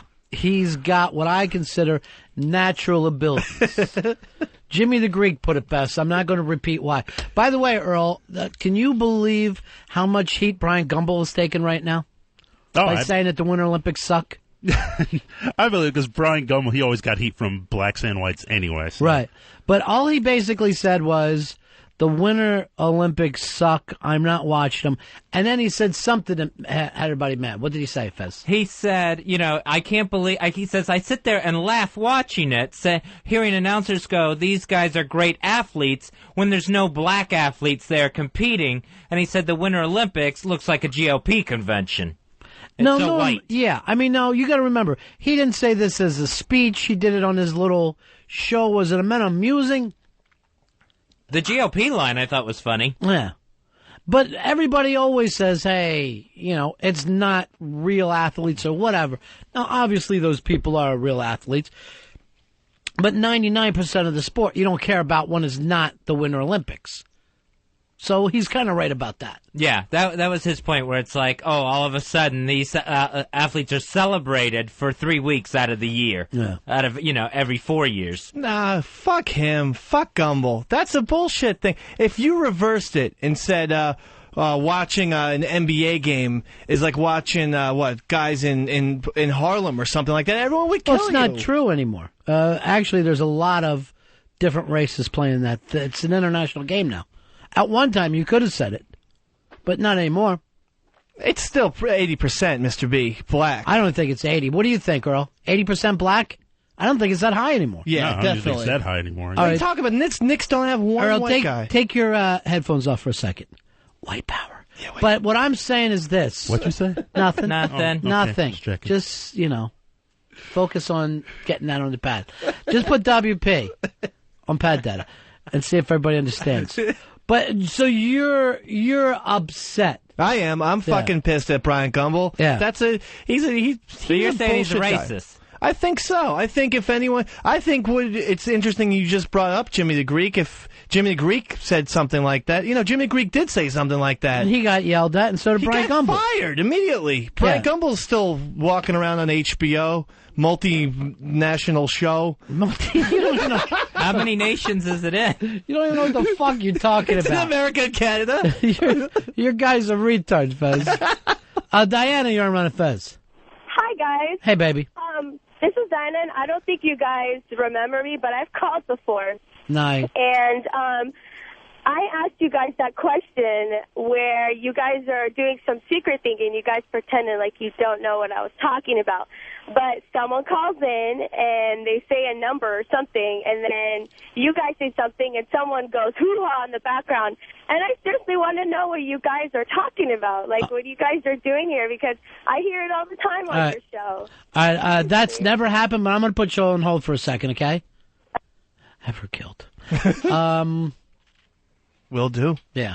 All right, here's Mike. Mike, you're on Ron and Fez. Hey, what's up, guys? Yeah. That was the stupidest analogy I've ever heard in my life. You're going to compare it to the NBA? In the NBA, any kid can grab a basketball and start playing, white or black. It doesn't matter. Where was the last black guy, had access to a luge? It never happens. Then they should fucking move. Move to Maine, for Christ's sakes. Don't cry me a river. What? I don't know. I heard one of the Backstreet Boys say that all the time. Don't anymore. You're playing basketball. You need basketball and a public hoop. That's all you need. In impoverished areas, it's just a stupid analogy. Fucking move. What, Lake Placid? I mean, some of you guys are going to, Mom, Dad, move. I want to do the fucking skeleton. He does come up with a good point. Basketball is open to everyone. There's hockey rinks in every city in America. Not only that, and come on, I mean, fuck it. If you're going to say anything, if you're going to take that type of stance, then golf is the worst sport because that costs thousands and thousands of dollars, and there's Tiger Woods revolutionizing it. It's not like he's opened the floodgates and suddenly you look out there. He's still a black guy playing a white man's sport. So. Yes, he is, but there's more. It's still bizarrely odd to see it. But again, do you consider that a sport? Golf? Yeah. Yeah, it's a great sport. I think it's a game. You also got to remember, for like a couple of years with Tiger Woods, there were still clubs he couldn't play in. Right. As hot as he was, they still wouldn't let him play in their clubs. Earl, would you take off your headphones for a second? That's white power. It's WP. happening. Sure is. WP. We're doing it. WP. We're doing it. What'd you say? Nothing. What I'm saying is you came up with a good point about sure, racism. Earl. Yeah, about racist racism. That's what I'm against. Not just racism, but racist racism. Except sometimes it's good. WP. I'm sort of sick. Isn't everyone sort of sick of, like, if we're supposed to live in 21st century and everything? Yes, that's what we're supposed to live. Supposed to. We don't want to, but supposed to. We don't really have a choice. Enough of the... By you saying this, here's fucking little white kids in Florida beating a black homeless guy to death. Look at this fucking. That's not a sport, though, Mr. B. I mean, not yet, at least. WP. You have to move to those areas. You could only hope 2000. You got to live in Lauderdale. The fucking kid, they have rankings down there. Rankings. Well, maybe by 2008 Summer Olympics, we can put them up there. Shane, you're on Fez. Hey, I just want to comment on the Brian Gumbel comments. I mean, you guys saying that that's not racist. That's like if Rush Limbaugh comes on the TV and says the Summer Olympic Games look like a Million-Man March. You know, there'd be all kind of problems with that. But, I mean, he took the same heat. I don't think he should be fired. If you say stuff, you're going to take heat for it. But I think he just said as a guy, I'm not going to watch it. Why do you hang up? He actually said, though, like, I believe, well, it's when someone said these are the world's greatest athletes, he said, well, they're not the world's greatest athletes because they're missing black people. I mean, obviously the person was saying they're the world's greatest athletes in those sports. So why Brian Gumbel has to be a dick like that? I agree with this guy. Say they're the world's greatest winter athletes. They're the world's greatest sledders. If they had fucking sledding in there, I think I could actually do pretty well. Why, out of all the things you could do on the hill, it's not the one thing that every kid grows up doing? What's wrong with having sledding as a sport? The field would just be so crowded. Yeah. Believe me, in my neighborhood, it was Suicide Hill. Suicide Hill. Bob, you're on Fez. Yeah, I was just thinking, what about NASCAR? Is that a racist sport? Raceful. That's raceful. With a C. Yeah. And again, not a sport. Yeah. It's driving. Yeah. For the first time, I actually watched the NASCAR, the Daytona 500 over the weekend. It wasn't as exciting as I thought it would be. It takes you a while to get into that sport. Now, I have a soft spot for it because I lived in Daytona for a while, and it's really a lot of fun to be around. People get fucking crazy for it. But did you watch the whole 6-hour event? It's too much. I like to watch the last You time. can let the first 490 go. Yeah, let that go. And then jump in at the end and really be caught up to date on everything. And even then, if there's a light rain, you might have missed it. I don't even understand that. Light rain, so you're the winner. You know what I mean? There would never be another sport where you're just like, yeah, it's really starting to rain a little bit. You won. Yeah. Matt, you're on Ron and Fez. Hey, what's up, buddies? Yeah. I want to bring up the black speed skater for the U.S. He won a gold medal. Yeah. Shawnee Davis. But doesn't it just show that one black guy comes up and he can dominate? I mean, that doesn't really make your point. It's just like golf, is it not? With Tiger Woods? Tiger Woods, y'all. The one black guy who plays wins. So just a matter of time. Yeah. It's really not fair. White power. WP. Eddie, you're on Fez. Hey, I think my pad information is a little messed up, Bonnie. I need some help here. Yeah. I started with the Ron and Fez show, not the Ron and Fez and the new stupid producer show. What's going on here? Here's what it is. This has now become the Fez and Eastside Dave show. They eat popcorn together. They watch scary movies. And live with it, fucko. Mr. B's on his way out. It seems like I'm really being pushed out a little bit. That's right. Yeah. I wish we both eat popcorn. Some of us just bring over popcorn for themselves. Well, you had the odor for yourself to enjoy, the aroma. Which is still in my house. I promise next time we watch movies, Hot Pockets on me. I promise. That thing, you're going to laugh the first time, and I can't imagine it's picking up since then. I know sometimes you're like, I'm going to go back to the Hot Pocket thing. I don't care. I'm going to get a laugh with it. Not working, Dave. Okay. Not working. I saw little Lene is here, Fezzy, and we haven't seen her in some time. So let's bring Lene in. Not that you have to leave, Dave. I know Fez wants you close, but less than arm's length. Yeah. I got to do my job for Mr. W. Pubes length. You've got to be pubes length. There she is, little Lene. Lene D, ladies and gentlemen. Mikey D. Where's your dad? Hi, Lene D. Oh, what is this? This is your report card you gave me here. Go ahead over. Get a... Lene, is this your first time on our XM show? Yes. And how old are you, just so everyone knows? 8, but I'm almost turning 9. 8, but heading towards 9. 8 going on 29. Yeah. Well, welcome to the program. Here it is. It's happy 100th show to Ronnie. Congrats. Piss, I'm happy to see you.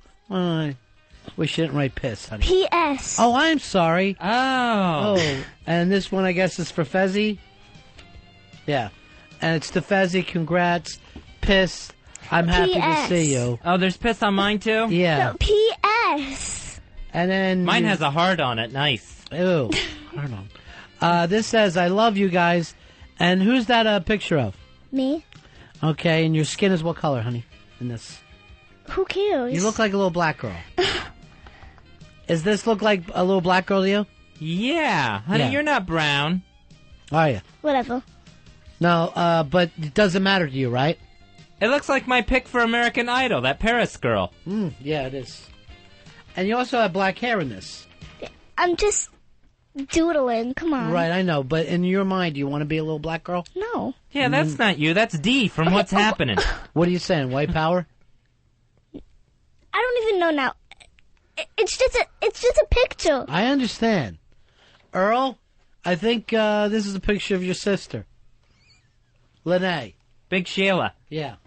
Well, Lene, it's wonderful to see you. We haven't seen you in a long time. Yeah. Yeah. And thanks for the African-American painting. Okay, That was please. beautiful. That's a nice way to wrap up Black History Month. It really is. Congratulations. This is where we are now, Fez, in society. How's everything going for you? I haven't seen you in a long time. You're in what grade now? Third. All right, third. So what are you working on now in school?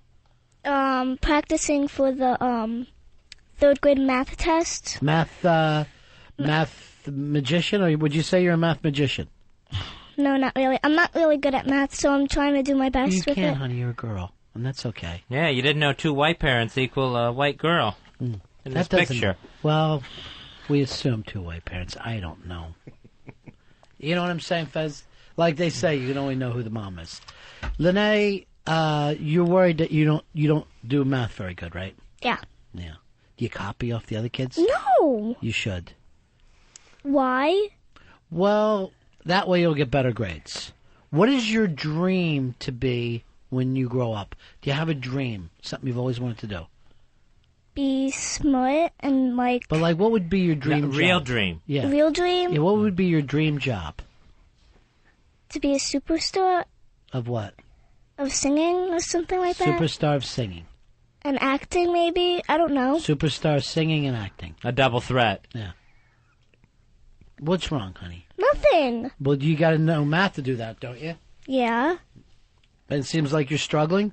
To add up your residual checks. Not struggling, but I mean, like. It's very difficult for you. Sometimes. Mm-hmm. All right. So your idea right now is to be a superstar singer and actor. Now, I remember when we saw you in D.C., you wanted to be a scientist. Yeah. Superstar scientist. But now you don't anymore, right? No. Why? I don't know. The math? Too much What? math? No. Or did you figure out that you were a girl, and girls don't do science, do they? Not pretty girls. I didn't want to do it anymore. Mm-hmm. Too hard. Too much thinking. Who said it was going to be too hard? Well, I know you're struggling with the math, and now you want to start singing. And science is so much math. Yeah. Yeah, okay. Singing is zero. Yeah. Do you have a little song you can sing for us? Oh, you don't know what zero is. Everything is less than zero. That's what I say. So, and again, I thought maybe an artist, but I see that you thought you were black. Do you have mirrors? Yes, I do have mirrors. By the way, look how big she thinks her hands are. I don't know what Okay. this means. I wish I was a Oh therapist. my god, this is how You're I like the just draw anti-Rich But Vaughn. a seriously, picture. It looks like a black catcher. Look who this is. It's Roy Campanera. Look at the fucking size of the hands. All right, and I think it's great that you made this for us, but I'm just going to mark some things wrong that I think you could work on. If the mistakes got circled. Right. As a matter of fact, I'm just going to write unacceptable on this picture. Why did I even say it was myself? Right, I know. That's where you messed up. Yeah. But is it you? I don't even know. It's a picture. Mm-hmm. I just drew it Right. because I was just like doodling. I understand. Who can I say it was? I don't know. I'd say Janet Jackson. Oh, man. Do you see the guy that got suspended from the UN, the guard there for doodling? No, I didn't see this. Little swashstickers as he's just sitting there, and little swashstickers, and then some representative from Israel walked in and saw him. If you anything you could doodle at the UN. Well, I'm just doodling, that's all. On my car. You have to doodle on my car? And what's this doodle? Kill Jews. Come on. Come on. Next thing you know, he'll be doodling on a synagogue. Yeah. You have a boyfriend, Lene? No. No. So you've never been with a boy yet? Never had a regular boyfriend? No. No. Okay. Well, that's okay. Why is everybody looking at me? Well, we thought you were at the age where you'd start dating by now. No one in your class that you have a little crush on? Maybe a little homely boy that's not so cute. Don't go shooting for the cute boys right away. Okay, I am 8 going to 9 years old. I know, you should be dating by now. No, I'm not. Yeah. In some countries, you would be married. In some counties. Yeah. You'd be married. Where I grew up. Yeah.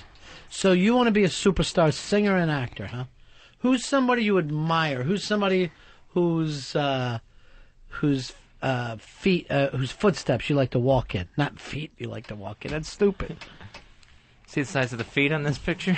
No, going each different way. Yeah. Yeah. Well, nice. She gave us a picture of a little black girl with gigantic hands and looks like she's paraplegic. What music do you like to listen to? Me? Yeah. Oh, sorry. You're the superstar to be. Well, I like rock and roll. Uh-huh. Any artist in particular? Keen. It's this like band. Keen? Yeah, it's this band. The lead singer, very nice voice. Right. Favorite band. Are you going to go by Lene D, or are you going to make up a stage name for yourself? Why don't you call yourself Blackie Huge Hands? Oh, my God. Blackie Huge Hands. Ladies and gentlemen, coming to the stage, please put your very small hands together for Blackie Huge Hands. Thank you, everybody. My name is Lene. Look how big my hands are. We love your giant hands, Blackie Huge Hands. By the way, look how my feet go in every which direction. How does she dance? Is this Keen playing right now? Yeah. These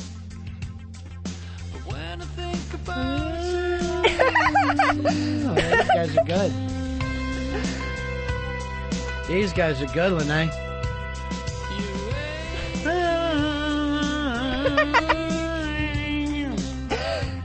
So would you like to sing songs like this? Yeah. You ever thought of going on that American Idol show where they make superstars? No. Don't like them? No. Why? Because that Simon guy is, like, way mean. Mm-hmm. He's like... Draw him a picture. Music. You're afraid he's going to say, I'm sorry, your hands are much too large to be here. And by the way, you're not really black. Take off the makeup.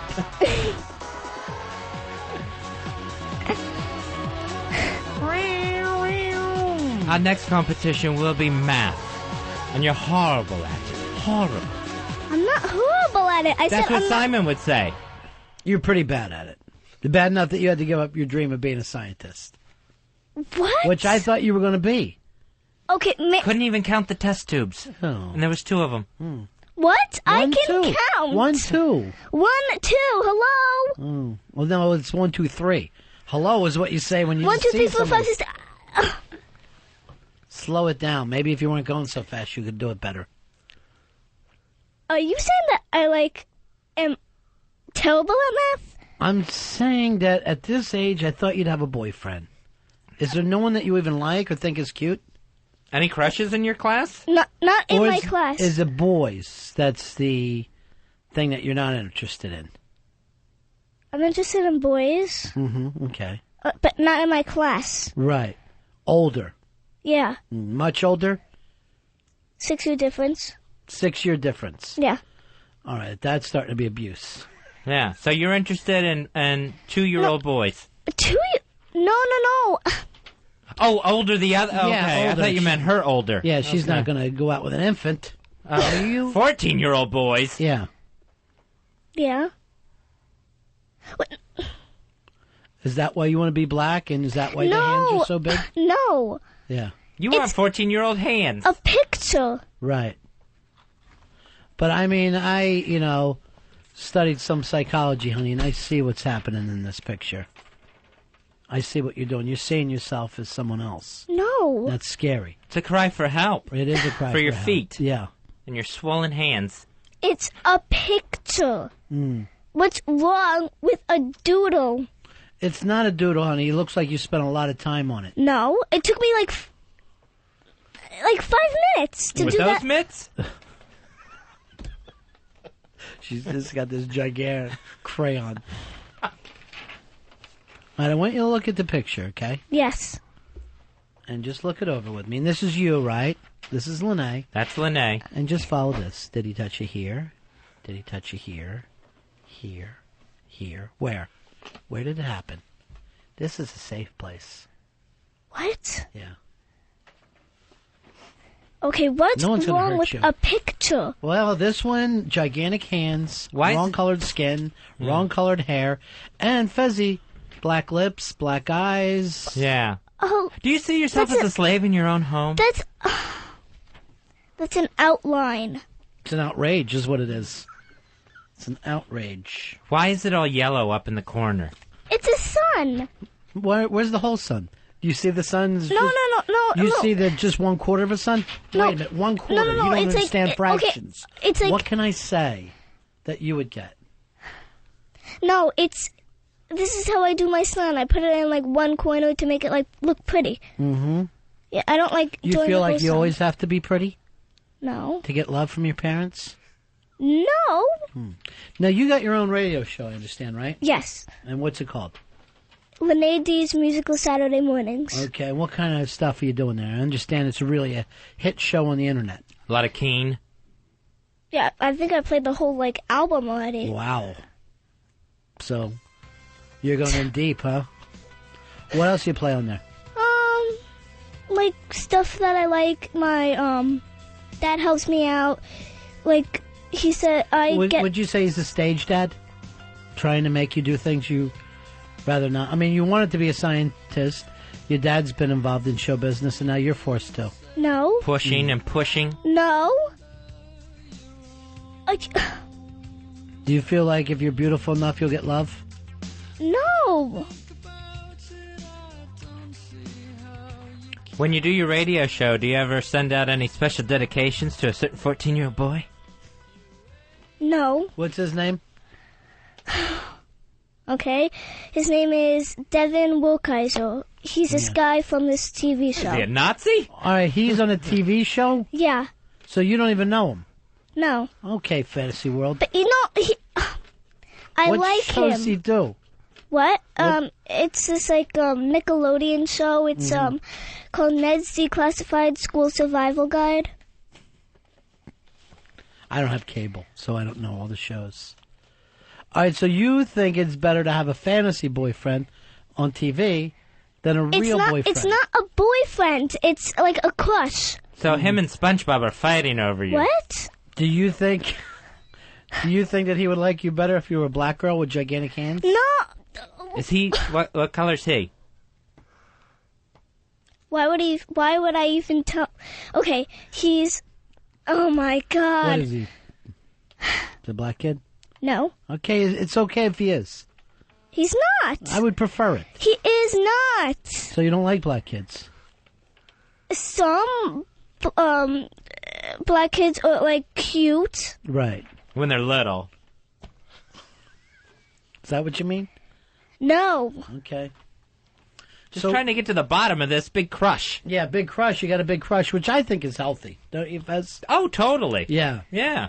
Not if you think you have to change for the person, including races. I think it's great to live in a fantasy world.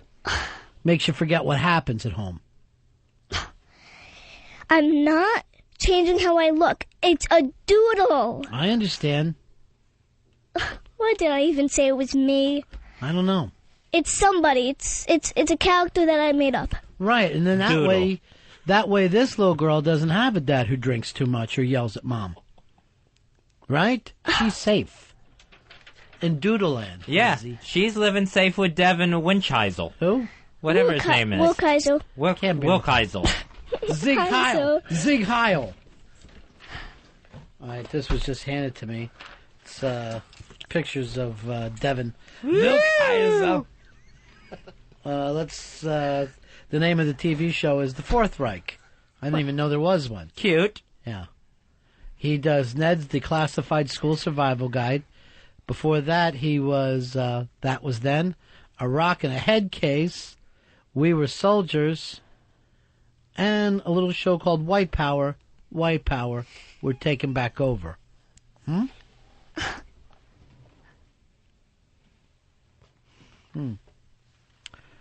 you see all that on Reich at Night. I remember the first time I saw him, he was called Bobby Brady. I guess that look will always work. Yeah, always. All right, so that's nice. You have a fantasy boyfriend. You pretend who you are. Mrs. Vilkheiser. The young maid Vilkheiser. You will watch this show. When did you break up with George Glass? I'm telling you one more time, he's not my boyfriend. But you wish. Sort of. Sometimes you kiss. Do you pretend he's there and you kiss your pillow? Okay, that's not true. Yeah. Oh, Vilkheiser, someday this march will be over and Poland will be ours. I think that's fun. I think it's fun to have little fantasies like that. It's just your imagination, right? Or not. Or a dream. But anyway, you're doing good with it.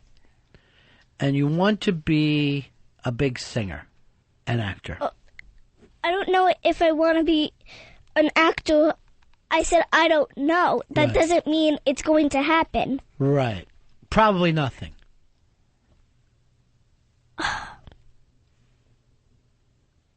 Maybe I will become a singer. Maybe I will become an actress. I don't know. Right. Anything you can fall back on?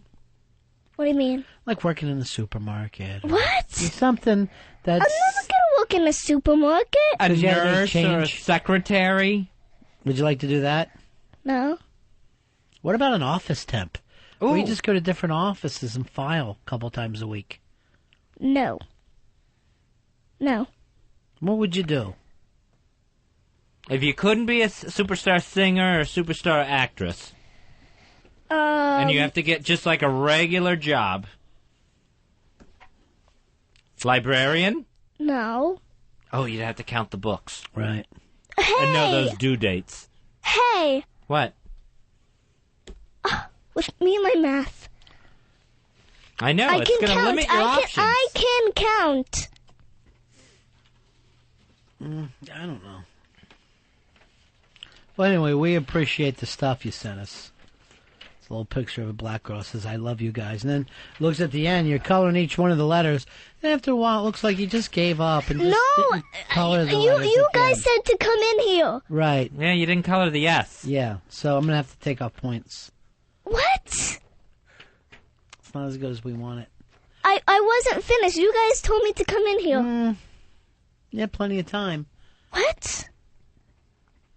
Plenty of time. Like I was going to color it right here, right now, talking to you guys. I know, but it is disappointing, don't you think, for us to get something that's... It looks like you haven't put a lot of thought into. I can finish it. I'd rather you didn't. I want to just use this for scrap paper. We got to take a break, a little commercial. Okay. Anybody you want to say hi to while you're here? Is your mom listening? Yeah, my mom's whistling. She's whistling? Listening. Oh, I thought she was whistling. Yeah. What would you like to say to her? When's my big-handed daughter coming home? Why didn't she come in a little too early to wake up Mom when she's got that cocktail flu from last night? Mommy's sick again, huh? Go get the bottle. Mommy doesn't feel good this morning. Needs a little hair of the dog that bit me. It's a big bottle of medicine. Give Mommy a shot of medicine. And a little 7-Up for Mommy's medicine. Go ahead, say hi to your mom. Okay. Hi, Mommy. I hope you're listening right now. You hope, because she doesn't really always pay a lot of interest in you, huh? So No, you gotta hope. Were you disappointed when she didn't come with you? I guess your dad brought you, right? And it's very difficult for Mom and Dad to be together. Screaming starts. What? That's when the yelling happens. All right, Lene is here with us. Lene D, Mikey D's daughter. The name of your show again? How people can listen to you? What you do is you go to thereisnoradio.com. I thought you were on the radio. Yeah, thereisnoradio.com. Right. So you're not on the radio. Yes, I am. Oh, it's a pretend show? It's a website. It's called thereisnoradio.com. And you do this show with Devin Vilkeheiser? No. What is it, like a tea party where it's you and your dolls? No. Drinking fake tea? No. No. All right, we're going to take a break here. We'll be right back. We got to talk to who, Earl? Who's coming up?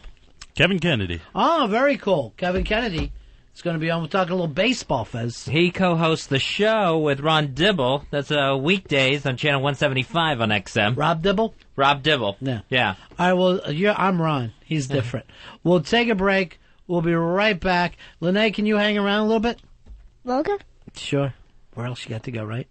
Can we get you food? You hungry? No. Mommy doesn't get up in time to make you breakfast, right? What? Did you have breakfast this morning? Yeah, I had a small bowl of cereal, and then I went to McDonald's. That all? Oh, fast food isn't a meal, honey. Yeah. That's abuse. That's either that or the quesadilla swiped from the night before. Cereal. Yeah. Dry? With milk. Okay. What kind cereal? Special K. Oh, jeez, that's adult cereal. What? No thought went into that. There's berries in there. You need some kaboom. Yeah. Something to make you feel loved. You know? Maybe you'll be happier at the group house. All right, we'll take a break. We'll be back. It's a very sad day. Lene D with us. And we're going to come back and talk a little baseball. It's the Ron and Fez Show. That thing. The Ron and Fez Show. XM2.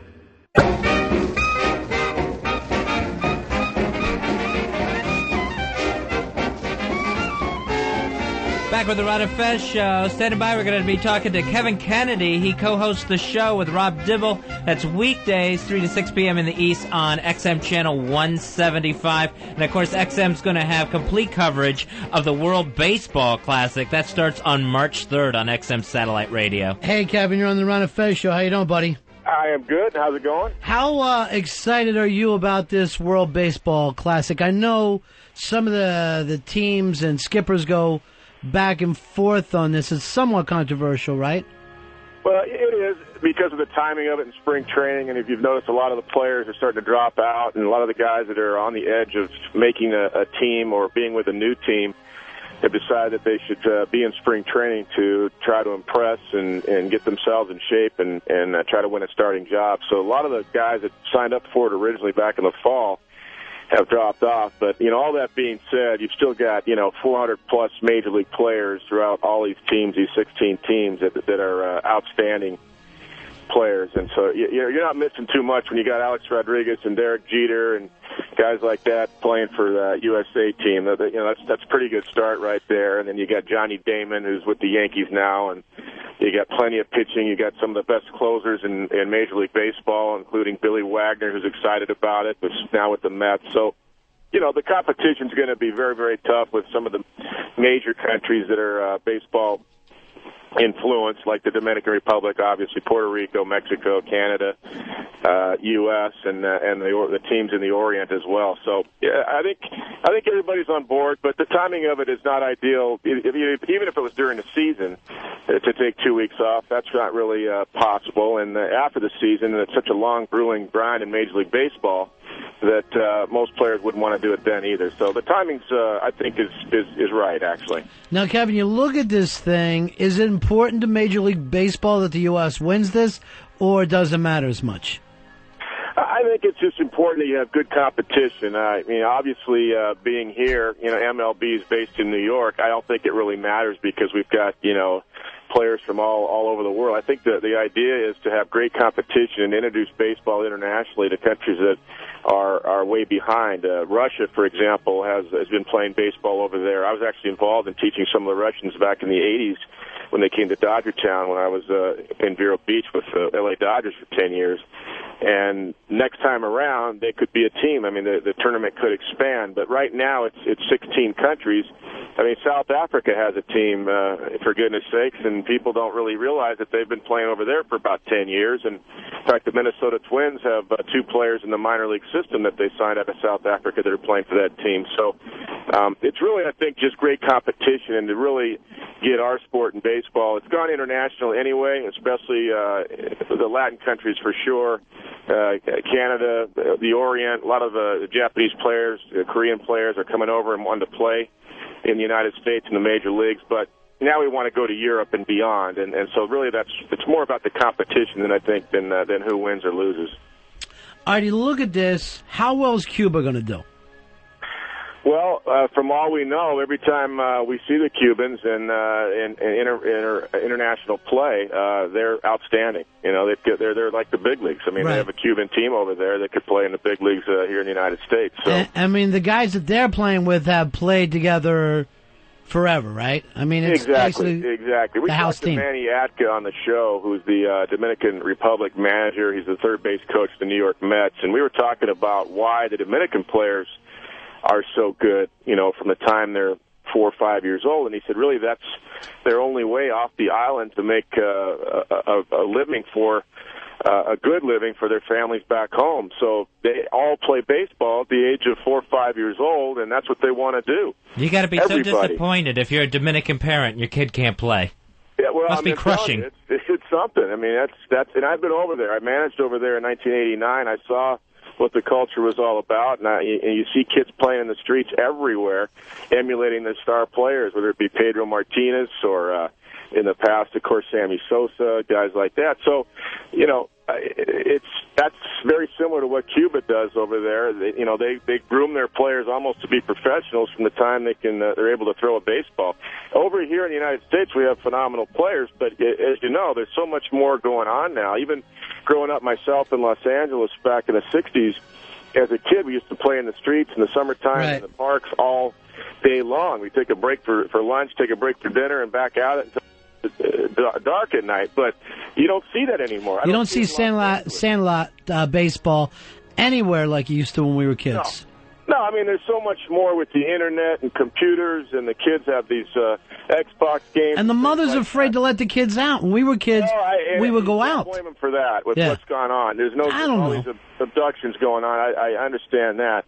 But certainly it could be monitored in some respect. I think it's more of a case of the other things. There's just so much more going on now that kids are able to do, and so many kids are involved with these computer games that they don't get out and physically do the action. They play it on the computer. So we might see our own ball players get the butts handed to them in a couple games down there, huh?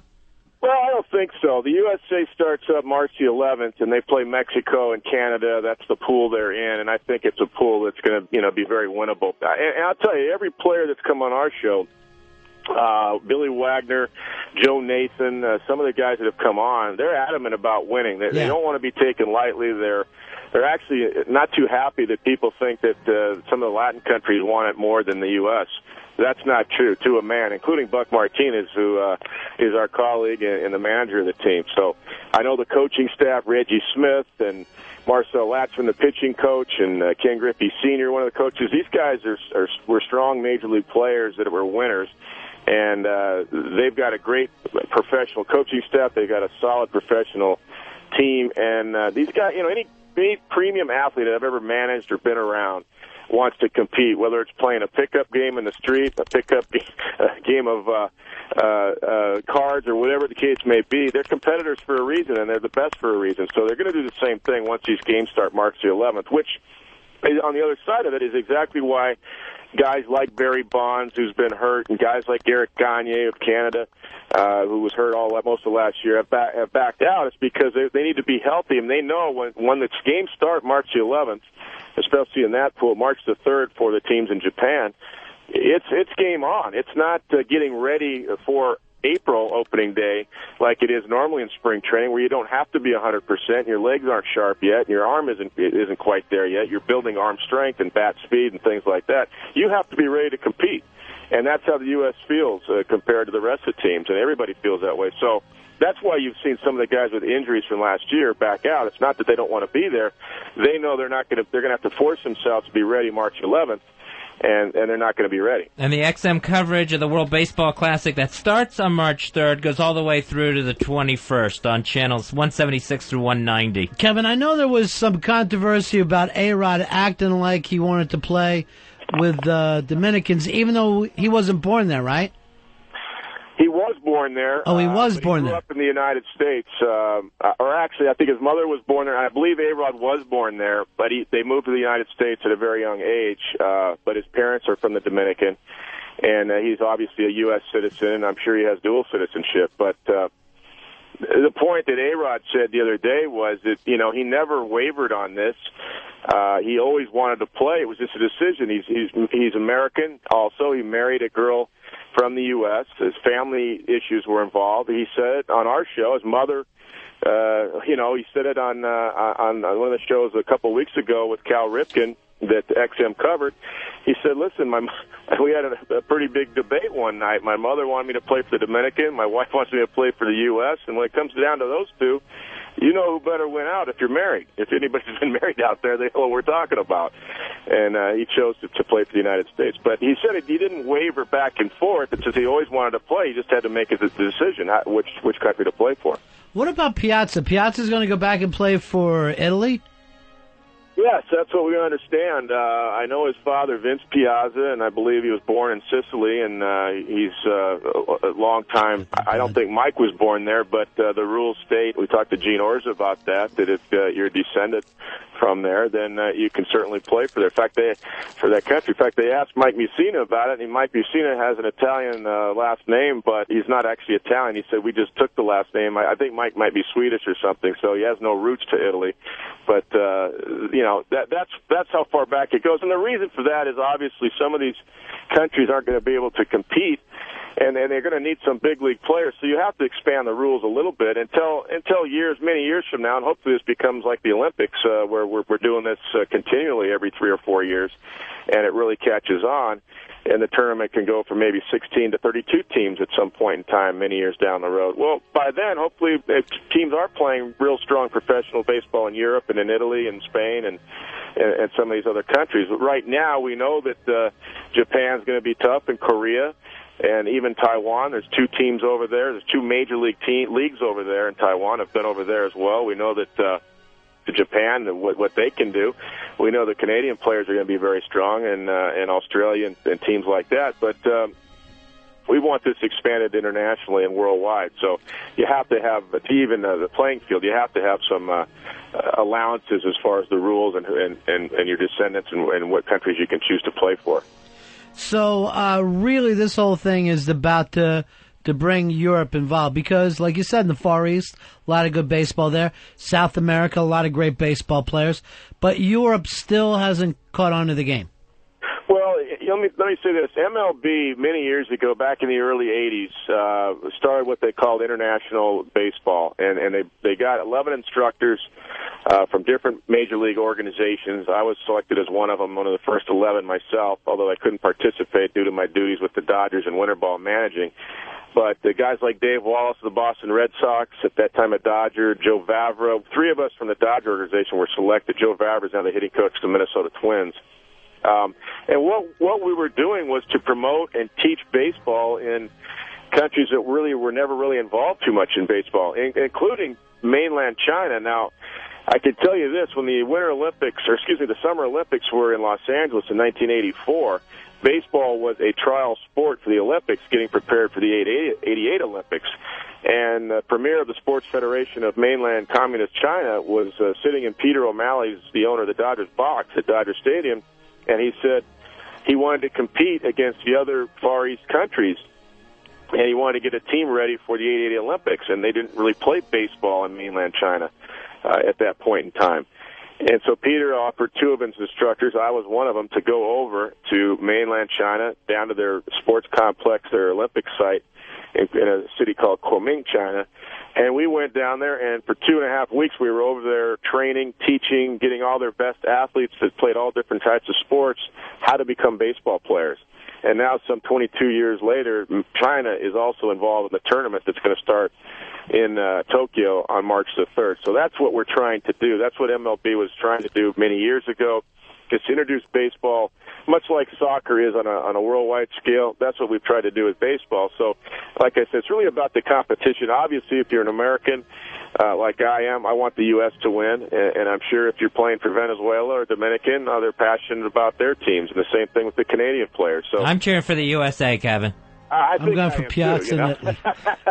We're talking. We kind of take the hits over here because there's so many great Dominican players: Manny Ramirez, David Ortiz, guys like that, Albert Pujols, Vladimir Guerrero. They're going to have a phenomenal lineup, and everybody, tends to say, well, U.S. is just kind of going to be there, and they're not all up for it. Believe me, every player that I've talked to, they're on a mission. So we'll see. Let the best team stand.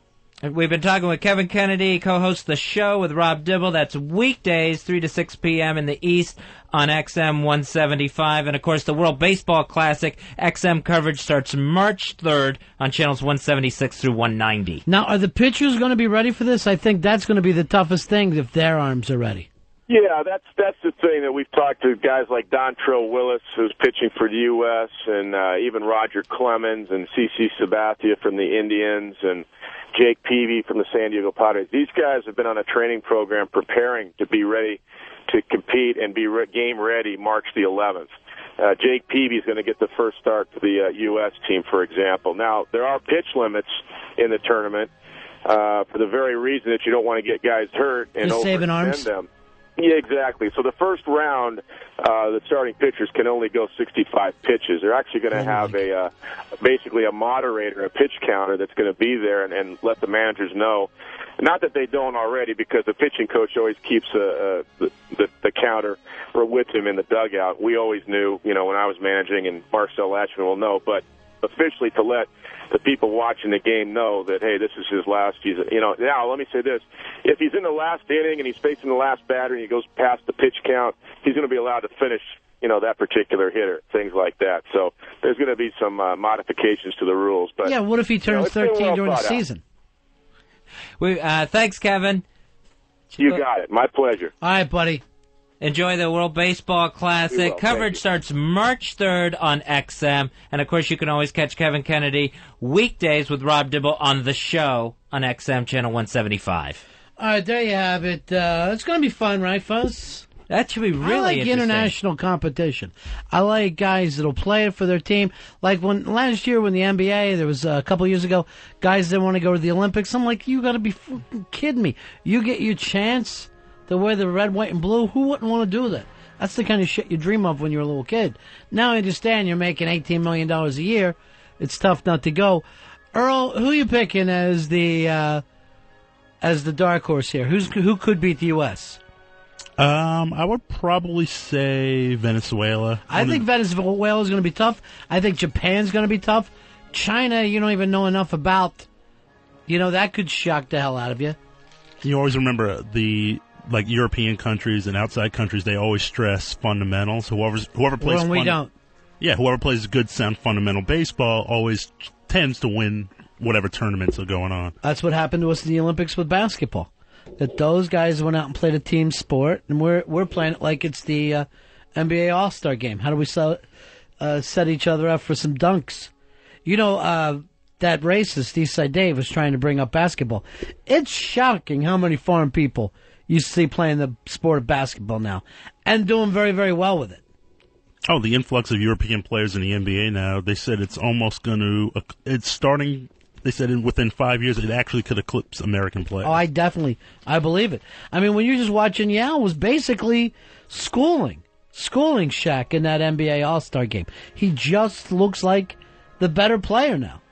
Yeah, Nowitzki, great player. Yeah. I mean, the really sound five-tool players are coming out of Europe now. He's the kind of guy I would have hated, except for I saw him on Punk'd, and he came across so good on that show when he got punked. It was by a little kid, and he was just really long after he should have started yelling. He just kept signing stuff over and over. And, he's 7 feet tall. And I'm like, he's a good guy, and I'm always rooting for him now. But to see a guy like that, 7-footer, just hitting the trays, I couldn't believe it. Oh, it's amazing how athletic the European players are now in the NBA. I am hoping they don't figure out football. Next thing you know, we'll just be being dominated in our own sport. Yeah, with the European Football League, at least it's still all Americans that have gone to Europe to play and coach. The weird thing there, that only seems to be catching on in Germany. Germany seems like they've got 9/10 of the teams. Yeah, they have all the teams, and then I think there may be the Scottish Claymores. Are they still in? The Claymores? I think so, yeah. I only know them because I had it on Madden, and every once in a while I would just say to myself, well, I'm just going to be the Dolphins, but I'll play the Claymores. I'm running up big. Just running up big. All right, we'll take a break here. We'll be back with Little Lene. It's the Ron and Fez Show. Ron Bennington, Fez Watley, the Ron and Fez Show. XM 202. One more time. Ron and Fez Show.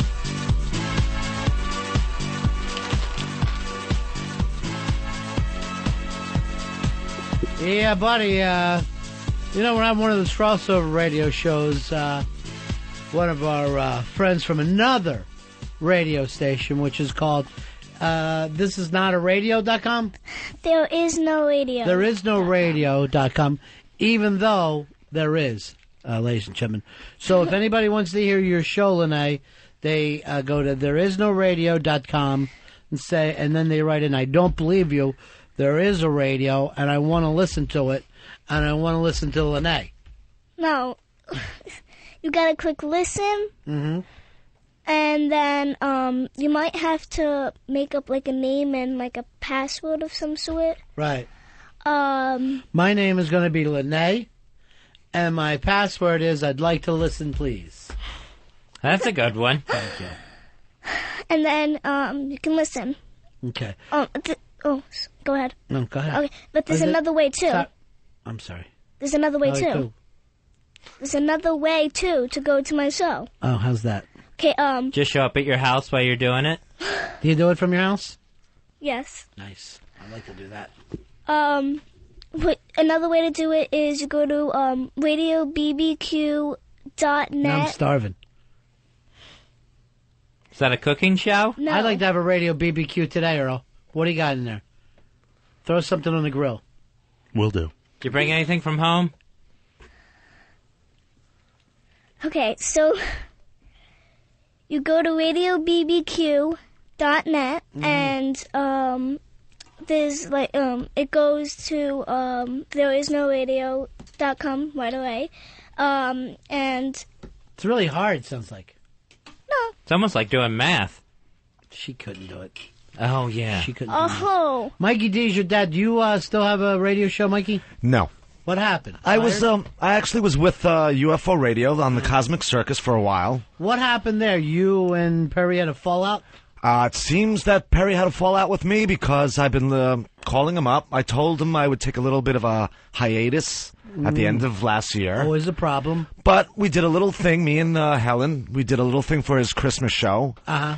Then I tried to call him up. I keep on calling him, and he doesn't return my phone calls. Sort of like the story of my life. Now I see Giant Brian is on there. I guess he had that planned, and he just didn't know how to tell kind you. of pushed me out, yeah. Oh, yeah, you saying that you heard from Earl until Earl started producing for us, and then you never heard from him again. Yeah. Yeah. Earl used to call you all the time. Earl used to call me quite often. How often? I would say Earl would do this. Yeah. Earl would go on like 2-week phone call binges. Uh-huh. So we'd get a phone call every day, and if I wasn't home, Helen would pick up the phone and speak to him for a while. Right. And this was going on, from 2003, 2004. Then last year comes rolling by, and a friend of mine started working at NEW. Right. And I asked Earl, can you get the contact information for this person? That was it. Never heard from Earl again. And whenever you need something, whenever you need your friendship, And he said he doesn't know this person from a fly on the wall when Right. this person is a DJ. And I got a contact with the person. So. Okay. So, Earl, did you know you had this beef going with Mikey D? This is all totally news to me. I don't know which on-air personality. I don't know. Frankie The morning DJ. Which one? There was a revolving door. RuPaul. No, but close. No, but I hardly had any dealings with any of the morning. You would call us up every night. Why did you stop calling Mikey's house? I mean, I don't know if it was every day. No, not every day. It used to be a 2-week. What would he be saying to you? What could you possibly ask about? How you doing? Hi, buddy. What's going on? And if I wasn't there, Helen hi, would be on. brother. I would walk in. Sometimes I go, who are you on the phone with, Helen? Earl. And it would be Earl again. And then That is a good impression of her. Earl. I'm talking to Earl. And then he wouldn't call for like another 2-3 weeks, and then we go off on another binge again. Right. Almost like drugs. But why do you think he cut you off? I think because I asked last year for the contact information, and then Fezzi and I had the falling out, and I think Earl just wanted to Distance stay away. himself. Yes. That's a friend for you. Just stayed away. Yeah. That was it. And, then he went to Washington and visited Fezzi and all that And stuff. took over, he became the new Mikey D. I guess so. Yeah. I think that's what happened. He started coming Look, in he's my like- house, clogging up my toilet. See? But that was only one time.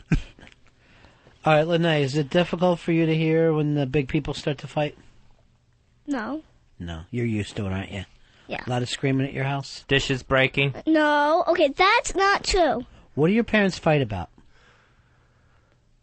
I don't know. Mom has trouble keeping the house clean? Don't be afraid. Come on, I don't want. You can go But it's ahead and say. okay. But we haven't fought in a long time. Right, Mommy. and even if your parents get divorced, they still love you, just separately from far away, from another state. You're getting Connecticut love. And that's better. That's pretty good. Yes. Connecticut love. If you can't have, double the Queen's love. I remember being your age and I'd be saying my little prayer, please let them get divorced. Please let them get divorced. Please light this house on fire, Jesus. Please light this house on fire. And he never does he? He never uses his fire powers until you don't want him to. He never helps the way you ask. Yeah. Yeah. Chris, you're on Ron and Fez. Hey, what's up? I'm trying to find this website, but I can't figure out how to spell video. What did you say? Roar. What's that? I can't figure out how to spell radio. That's cruel to hurt a child. Because you say radio, I guess, huh? Radio? Yeah. No, wait. I. Phil. Right. Your tongue isn't long enough. What? That's not your fault. What? She actually has a long tongue. Let's see. Let's say it. That's gross that you would know that, Mikey. Go ahead, show him. No, I don't want to say it. Here's Mike. Mike, you're on Ron and Fez. Hey, Mikey D, what's going on? What's going on? I just want to say I'm a dad. I have a little girl. And I hope Lene's mom takes her and you never see her again because the way you exploit her is disgusting. Oh, really? Now, where does that come from? How does he exploit her? I've been listening to the show. I love your show, guys. You guys are great. Mikey D, you're usually funny, but with your little girl there, you make me sick. Why? What did he have do I wrong? done? What has he done? Explain yourself. Radio, you're letting her talk like she's... I don't know. I can't. I'm letting her speak. I have not even interrupted her. She's just speaking on her own. Are you handing her cards to say things? Oh, I hope not. You trying to make her cute girl? No, not at all. She sounds adorable. It's Yeah, she disgusting is. that you exploit her like this. You bring her on there just so people know your name. Not me. Obviously, You feel like you need to do good brought for her up. Daddy? You're her father. Yeah. So I'm her father. I mean, how could I change that? How can I change that? Do You I can ever leave. Right, and associate? you should celebrate her, not try and get laughs from her. True. Oh. Do you feel like you have to sing and dance to make Papa happy? No. Daddy, can you hear me? Do you feel like that? No. And that you're being kept from your real dream of scientist? No. Do you want to be a movie star? Mikey D, you were a child actor, right? Yeah. Would you want her to start acting now? Whatever she wants to do. I don't force her to do anything. I wouldn't. I Great wouldn't. math. Go, Well, you know what? I'm on her case for the math. Right? Right. Okay. Go ahead. I'm sorry. I interrupted. I wouldn't really like to act when I'm like this little, because it seems like a lot of stress of some sort. Yeah, Sure. that's stress. But when you feel the stress, you can always take drugs, like movie stars do. I am 8 going to 9. Right. So it's too young? What age is the right age to start taking drugs like a movie star? Like a cool movie star? Like Robert Downey Jr.? I say 10. I think it was 10? 11 for me. Was it? Yeah. That's some way to raise You're almost there, Lene. Hey, Ryan, you're on Ron and Fez. Hey, what's up, buddy? Yeah. Hey, what's up, Mikey? You half a Greek. When you're down, make sure you don't let Lene hang out with any little Dutch boys, because that'd be dangerous. What's that? Don't let Lene hang out with little Dutch boys. Do we? Hello. Yeah. Hello. What's her name again? I don't know. Made up. Mommy. No. The Drunky little mom. Little Dutch boys. What's her name again? It's From the cigar box? No, it's from Aruba. That. Holloway. Yes. Natalie Holloway. What happened there? She was hanging out with Dutch kids, Right. and she was missing for a year. She's Did still they find missing. her? No. She's alive. That's what I call hide and Think go so? seek. All they found was some bloody wooden shoes. So it must have been her, time. Here is Dan. In Holland. Dan, you're on Run and Fest. Hey, guys, love the show. Yeah, that's what's good. that little girl's name, Renee? This is Lene D. Lene D. Renee D. What do you think about watching Poppy walk around the house naked? All right. Here we go. Yeah, this happened before. Mikey, you're pretty much a nudist around the house, right? I am. Yeah. But, You're saying what's the difference? I say what's the difference? Yeah. She's in school most of the day. If I Right. come out of the shower and I go to my bedroom, I don't put on a towel. I don't parade in front of her. Is this why you think that Earl won't call you? No, that has nothing to do with the Earl non-calls. He's interrupting. No, I know that for a fact. Right, Lene? Right. What's that? You could say something. You could say What do you He's want in her to shock. say? Yeah. I don't really parade around her, but if I'm coming out of the shower, like I've said before, I don't really take a towel. Why not put a towel on if Lene's going to have her little friends over from school? I like to air dry. Oh. So as I go into the bedroom, I air dry as I head into there. I'm sorry, Lene. I didn't know. You want to draw another picture? No. I won't blame you. Of air drying.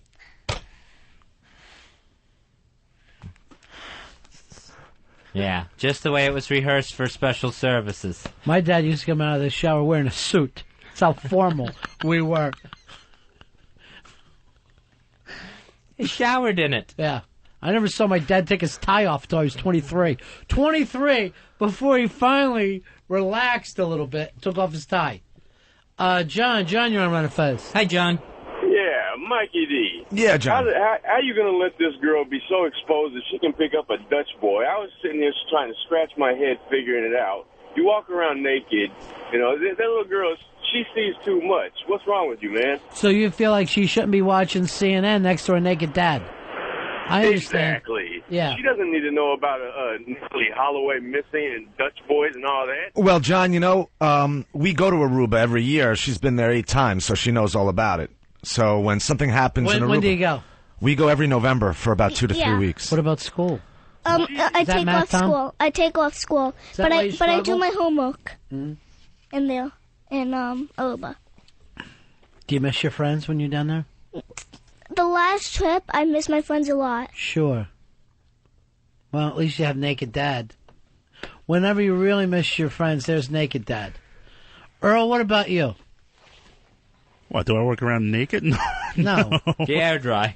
No, I do not air dry. Why won't you call Mikey D back? But I mean, like, you know what? 2004, 2000, and most of 2005 was just a weird year in general. And what about recently? What, recently? You were supposed to call me back.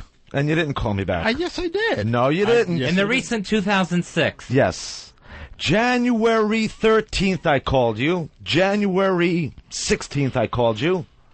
You didn't call me back. Mine like a steel trap. He does. He knows every date that there is to know. And then Wednesday, put on a towel. Then Wednesday, January 18th, Ronnie mentioned, hey, where's Mikey D? And you said, I'll call him up this afternoon. What did you do? You called me up after 11 o'clock at night. And I was about to fall asleep. That's crazy. And then you said you were going to call me back or have another person call me back, and I never got a call back. Never. Well, till this day. Well, let me... Still waiting for it. Still waiting. Well, Or I'll call in from the other room. Well, let me kindly respond to that. Okay. Well, it was regarding certain matters that I could not talk about. I had no answer.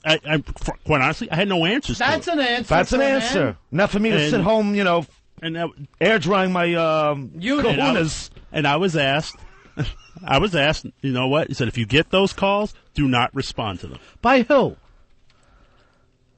Who told you that? That's not. No, it's no way to do it. No, I was told. It's like, I don't even refer everything. Well, wouldn't that be a call to Mikey? This is a friend, not anybody else. And I understand. And I, you know what? Say, hey, Mikey. And I felt awful about it. It's just an awkward situation all around. Yeah. So you pick up the phone. And you say, be honest. Mikey, I didn't even know how to broach. Here's how you do it, Mikey. Believe me, I wish I could be more open with you. I found that I can't. Here's who to call. Boom. You're out of it. You're a stand-up guy. That's how it should be. Honesty. Then I understand. Then I have no beef. When you needed somebody to give you a ride to the party in December, you called me. Oh, yeah. Remember that? Oh, yeah. And I ran. I was about to take a shower and air dry, right, nice and slow, in front of the kids. And yes, and then all of a sudden I get a call. Now you got to put the vent on it in the Pathfinder. There you go. Hey, Sean, you're on Ron and Fez. Yeah, I cannot believe I'm listening to this. Just for the fact that I just saw a movie last night with Jeff Bridges and Kim Basinger. Door on the floor. You saw that where he's an artist? Yeah. He's walking around with a 4-year-old daughter. Is he acting just like this guy? Wait a minute. He's an entertainer of children, and he likes to draw. Yeah, he was. He kept his shower on the outside, so he would shower outside. I can't even be seen with my little daughter with boxes on. I feel awkward. You feel like you need the support. Yeah. Oh, it's Snuffleupagus walking around. Well, how else do you think she learned how to jump rope? Here's Joe. Joe, you're on Ron and Fez. Hey, Joe. Oh, it's Radio Shark.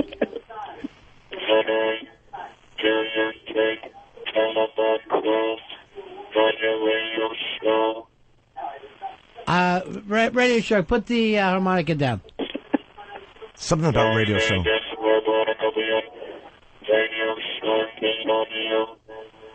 I don't understand them. I don't. I'm Radio Shark. I don't speak harmonica.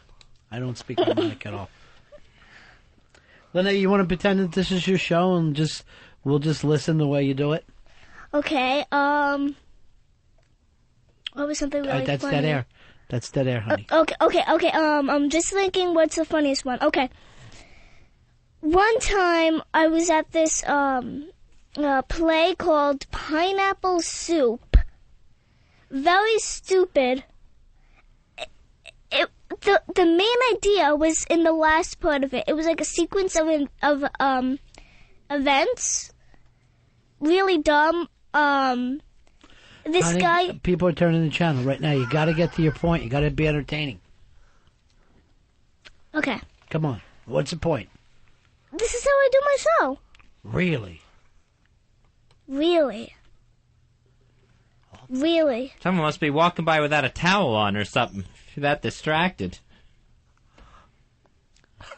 So go ahead, do your break. If you don't like it, then what do I do? No, go ahead and do it the way you were. Forget I interrupted. But have a point. Go ahead, go. Okay. Go. Okay. I went to this play called. But you don't say this is Lene. You're listening to this. There is no radio. It was a second break. Yeah, but you want to do it right from the top. What?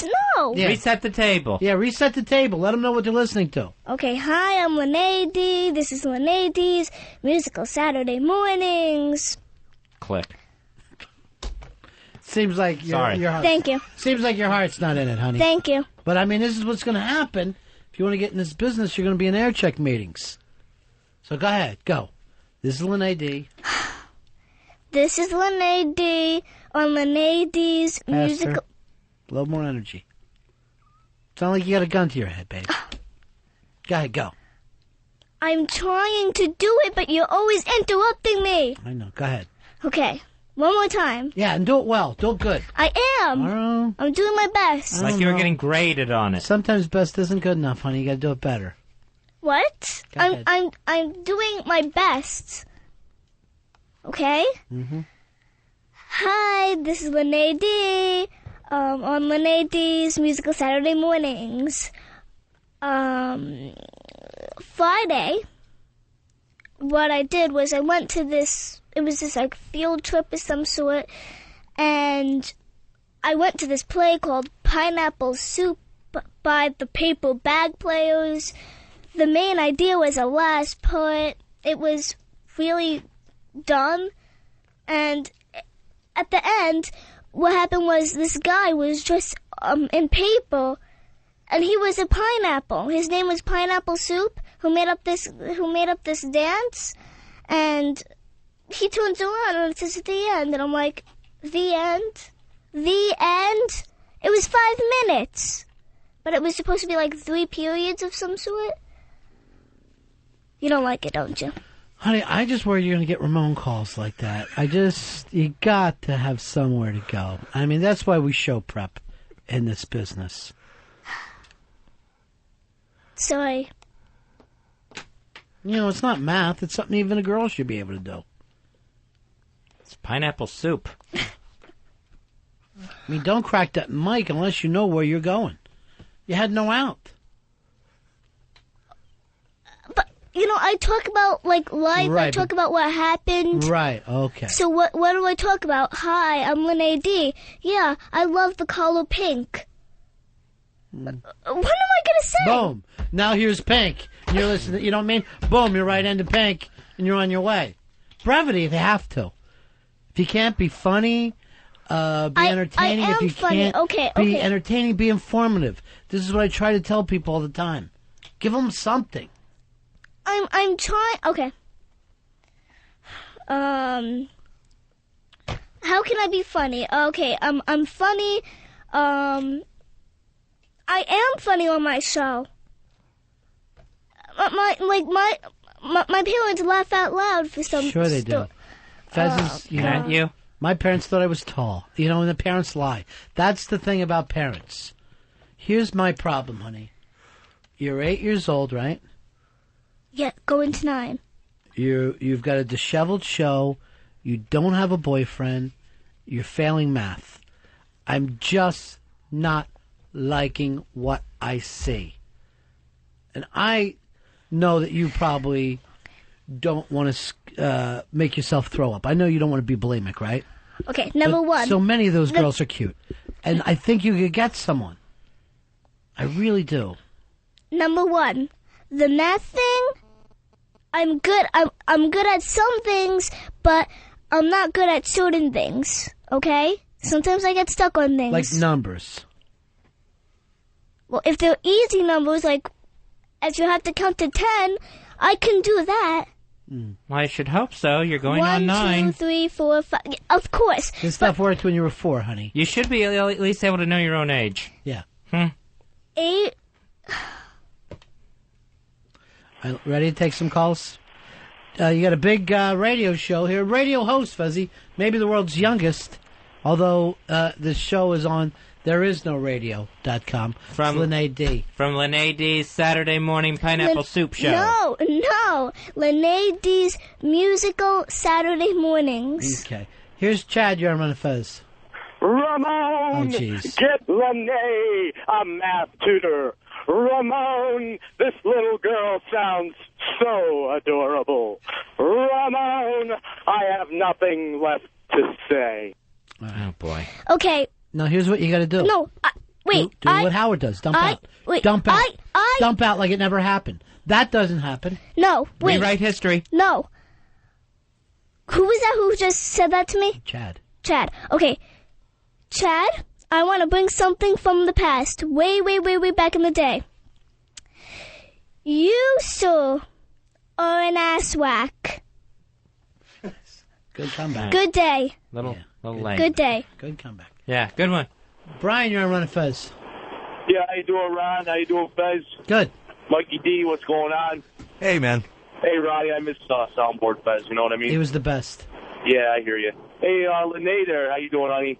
Good. You do a pretty good show, man. I wouldn't listen too much to what Ron and Fez got to say. Just do what you feel is right, then you should work out pretty good maybe later down the road. With a little bit of practice, you know?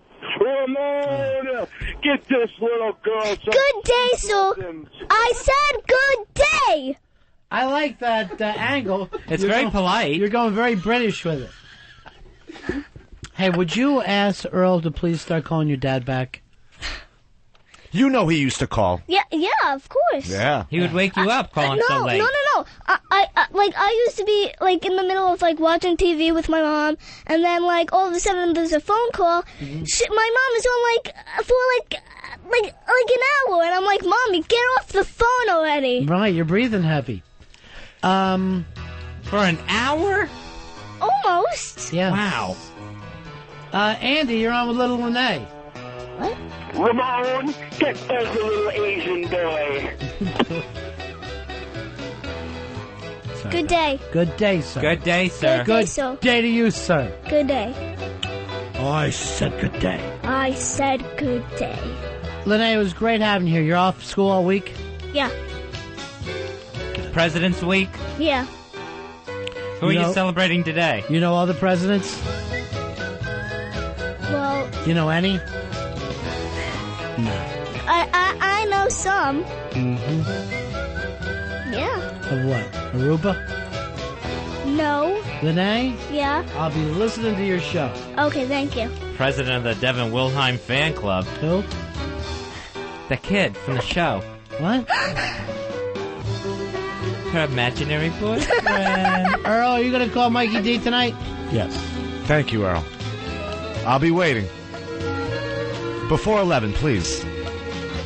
Fez, we had somebody to thank for being on the show today. We want to thank Kevin Kennedy for talking with us today. The World Baseball Classic coverage starts on XM starting March 3rd, and you can check out Kevin with Rob Dibble weekdays 3 to 6 p.m. in the East on Channel 175 on The Show. Take care, everybody. Take care.